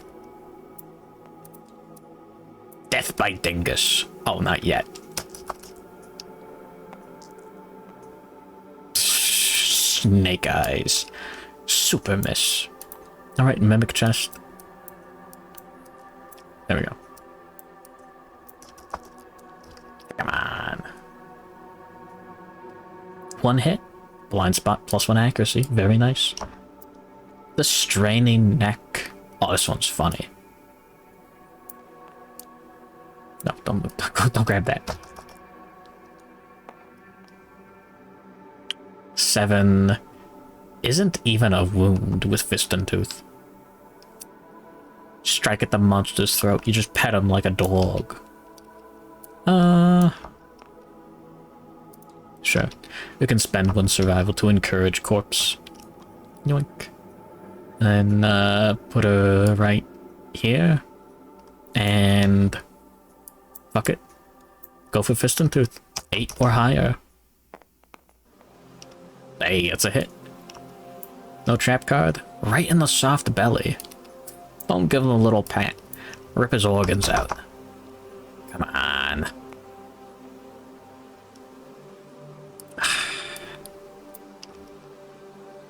A debilitating blow to the soft belly. It is not. Yeah, that's everyone. Next turn. We're fine taking a little bit of extra time. The monster has no AI cards left to draw. What does it say? 3 movement. Weird. Anyways, basic action. Oh, he didn't crit the balls. I forgot. Sorry, I just thought he did. Alright. Corpse is the closest survivor in field of view.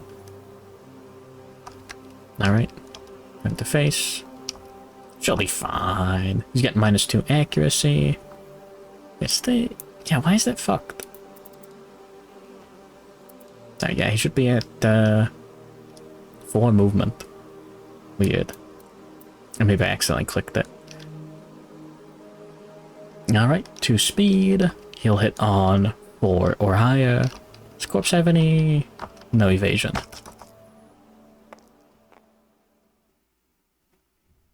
One hit for 1 damage to the arms. We'll just take it. He gets a token on Bloodlust. That's fine. And then Survivor's turn. We'll go with Corpse first, move her into the grass, and attack with the Bone Darts. And then we'll take, we'll start trying to crit with everyone else. That's a miss. Normal Bone Darts behavior.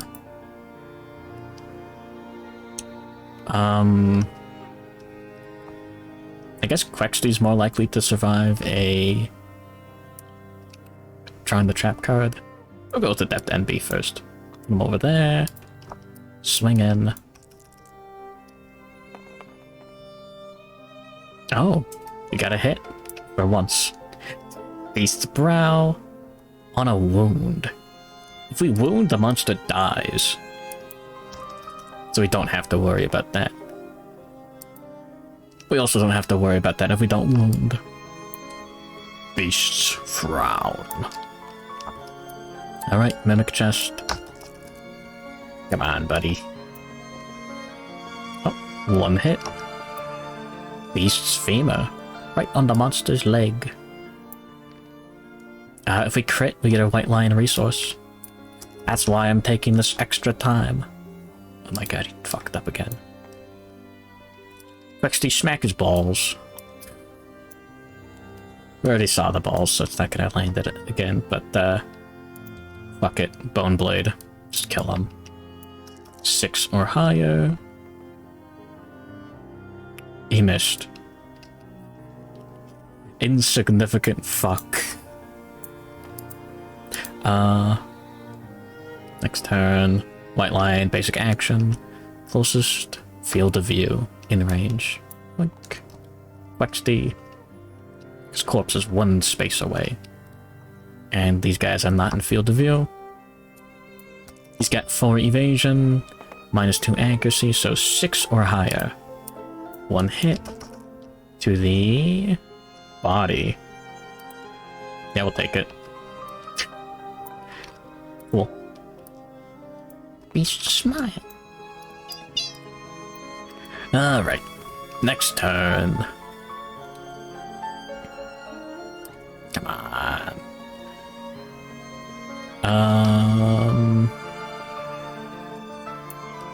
Mimic Chest can do it. Come on, buddy. No. We'll go with Corpse with the Bone Darts in the blind spot first. 6 or higher to hit. That's a hit. Not the trap card. Beast's Elbow. Alright, 4 or higher. Just kill him. Cool. No crit for extra resources. But he's dead. And we saved our Founding Stones too. 1 of them. I'll get 3 sitting around. Very cool. I guess that wasn't a very hard fight. If he had Enraged in the deck, that would have been fucked. I would have gotten got.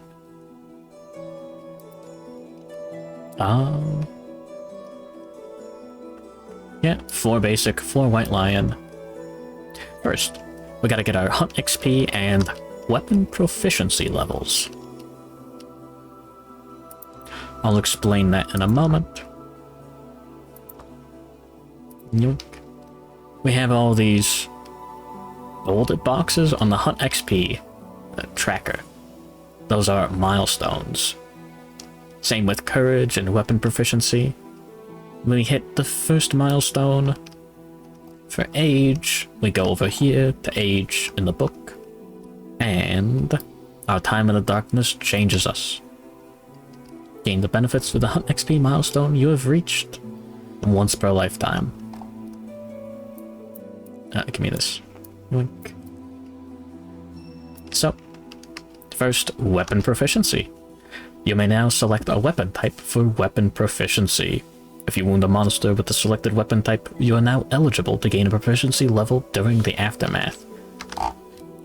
There are thrown weapons. There is not thrown weapon proficiency.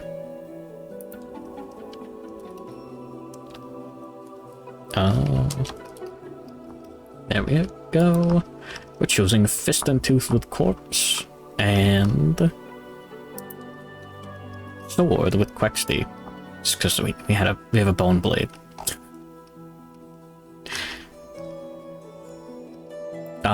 Yeah, here's the available weapon types. Axe, bow, club, dagger, fist and tooth, grand weapon, guitar, shield, spear, sword, and whip.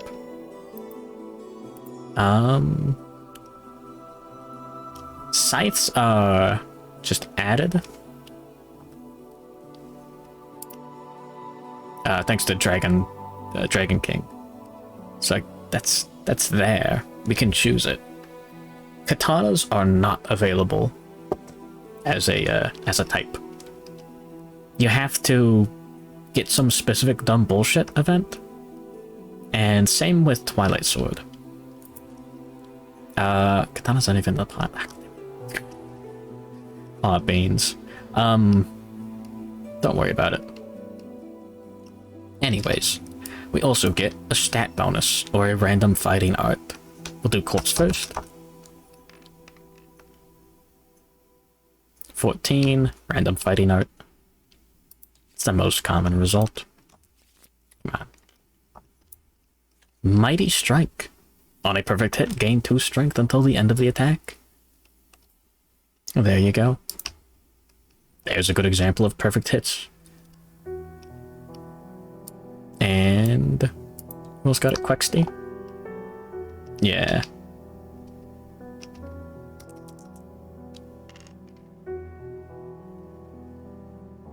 $14 as well. Random fighting art.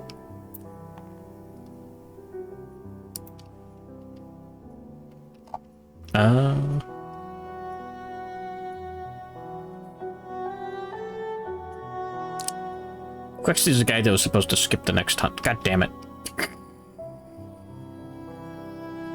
Fuck. Oh, I'm stupid.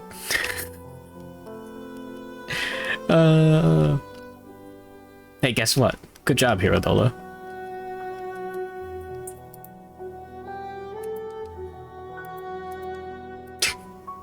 Don't worry, you guys are practically interchangeable.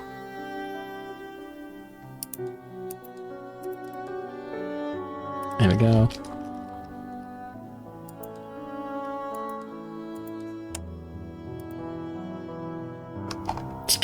Cheating counter 1. You know what? Sure. That's fine. You're like odds and P or whatever. Good job, buddy. What's your fighting art? Did I grab one? I didn't put it on his thing.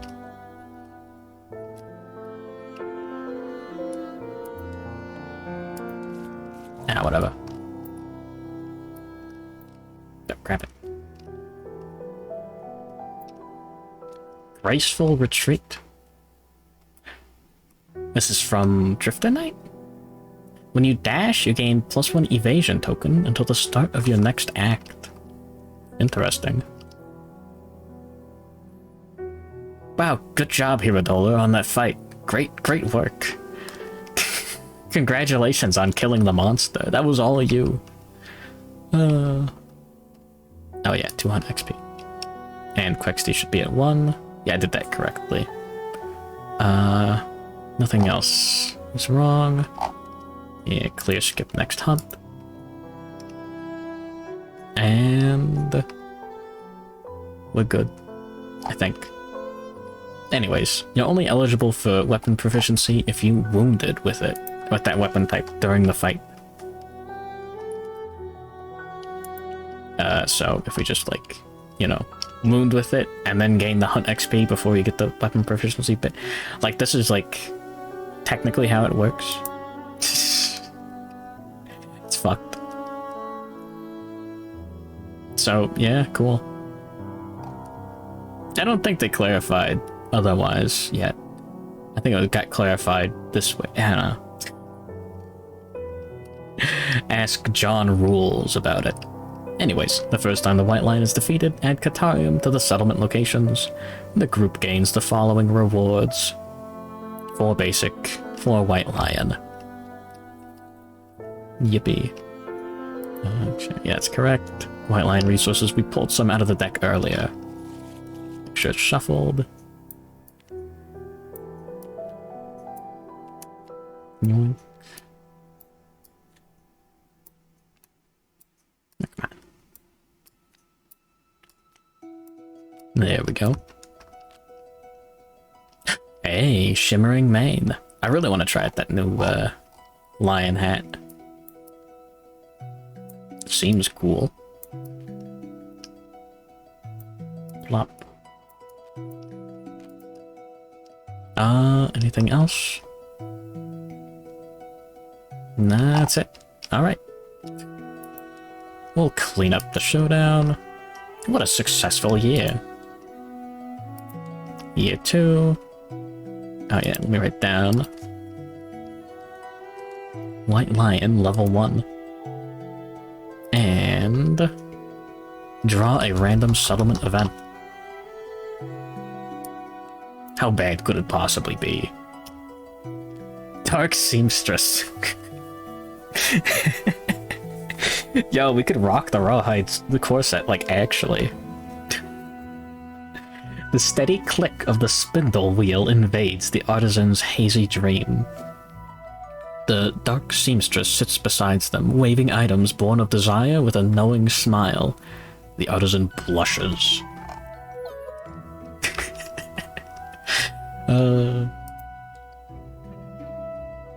Get that out of here.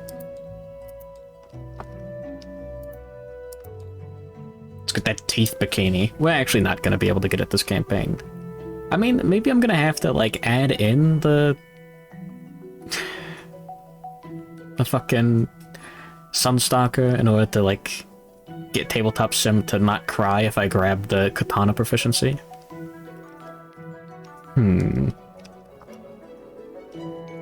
Oops, wrong one. There we go. Write down first day for that one. As a treat. Damn it, I gotta stop doing that. Anyways. Skinner's Desire. So you've made it in time for the incredible luncheon or something, I don't know. Leather Worker's Secret Sketch. Festival Fantasy, and, Dancer's Dream. Anyways, yeah, we don't have the Sunstalker, so nothing... We can't build that armor. But... we've got, Skinnery's the only one available to us right now. Yeah, let me actually pull it up. Is it here, or is it... I think it's in rare gear. What is it called again? Rawhide Corset. That's more clothes, if you think about it. There we go. It's just Rawhide Vest, but cheaper? Slightly cheaper? Costs 1 resource instead of 1 hide.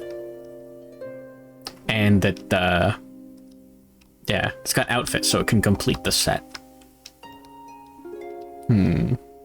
It's funny. It's got 0 armor instead of 1, so... we wouldn't be able to use it for, well, that's the gimmick for, like, all of the stuff here. They all have 0 armor. Yeah, what are the other ones? Here's the teeth bikini. Very cool.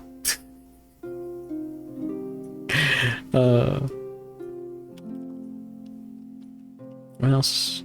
Leather bodysuit. Yippee. And, Lantern Brazier.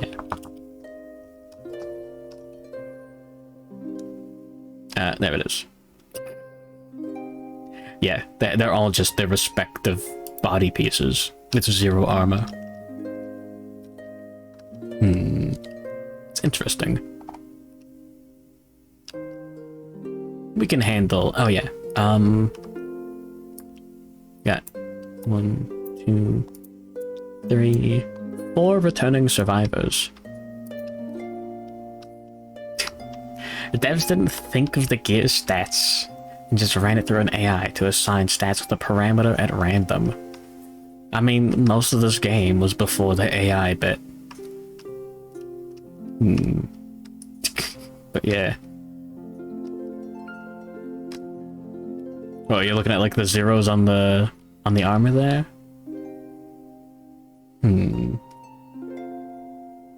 Anyways, we do have an event this year. Endless Screams. So we gotta do that too. Me when I see my cat. A scream pierces the silence around the settlement. As the noise fades, a chorus of horror rises up in answer. The settlement erupts into chaos, trying to comprehend the source of the terrible wail. You may now hunt the screaming antelope. Add it to the quarry list on the settlement record sheet. Nominate a single survivor to stand amidst the madness. They gain +1 courage and become the voice of reason.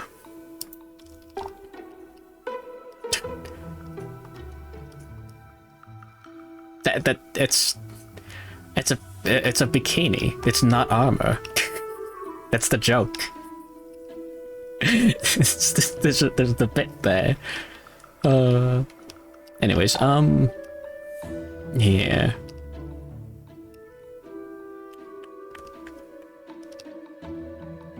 You know what? Go for it, Hiradola. Bring him up to 2 courage. Actually, yeah, where's 9 courages in the corner? It's got... Quixie's got champions, right? You know what? Go for it, Quixie. Maybe he can do it.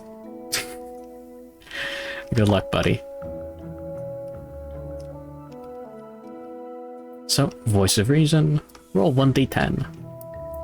Actually, Gross. Well, I don't like it when tabletop sim rolls them like that. The survivor realizes the noise is most likely from another strange creature that lives out in the darkness. After some effort, they manage to calm the settlement. The survivor gains +1 understanding. Returning survivors gain +1 insanity.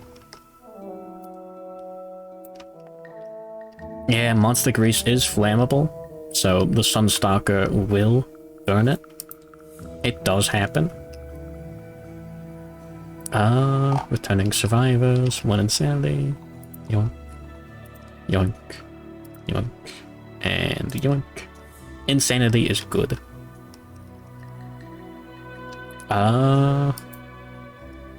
Sure. Yeah, go ahead. White Lion. And...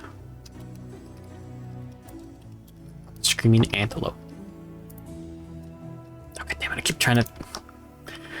Here's another fun bit. Is this...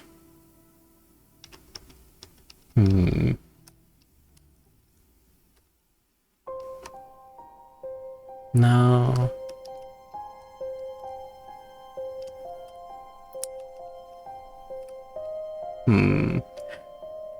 Where's the white Giga Lion? It's gotta be hiding somewhere. Whatever.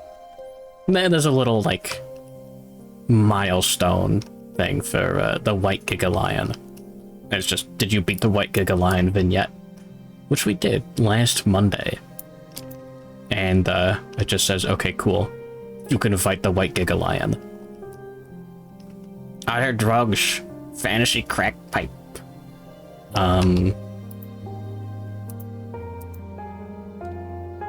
This is CCG content, so it doesn't entirely count. Is it not rare gear? Is it promo gear? That cloud pipe. Is it something else? Weird. What's Giga about it? It's got gigantism. Or Down syndrome. I'm not sure which. Now listen, I swear to God. Hold on.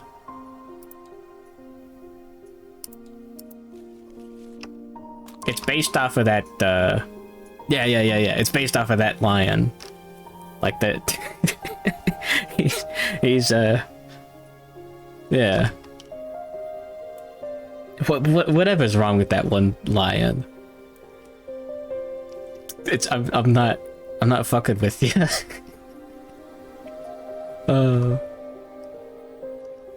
Anyways. Also, it's Giga. He's got the gigantic pendulous paunch. Where is it? Yeah. He's got his fat tummy. We're going for the all lions bit. Anyways. More Kingdom Death Monster next Monday. We'll use our resources. Let's go grab the Catarium as well. It's doing the bit again. There. But yeah, we can build that lion headdress. Oh man, I kind of might be better to just use that. Like, so, this is the fucked up bit. You can archive this for 2 basic hide. This the Catarium, the lion headdress in the core game is just 1 armor, and it has accessories, so you can wear it in addition to the rest of your armor. Like, that's actually like worthless. There's no better way to put it. It's garbage. There is no scenario that's reasonable where that is something that you want to build, as opposed to getting 2 hide and building literally anything else with that hide. It sucks. Yeah, there he is. Kenny the Tiger. Okay, I'm not insane. It was just inbreeding. I'll do my best. Anyways, on arrival, gain +1 strength token. Very cool. I can't wait to try that out. Surely it'll be awesome. Try out the headdress, not inbreeding. Anyways. Let me make sure to save this. It'd be really embarrassing if I don't.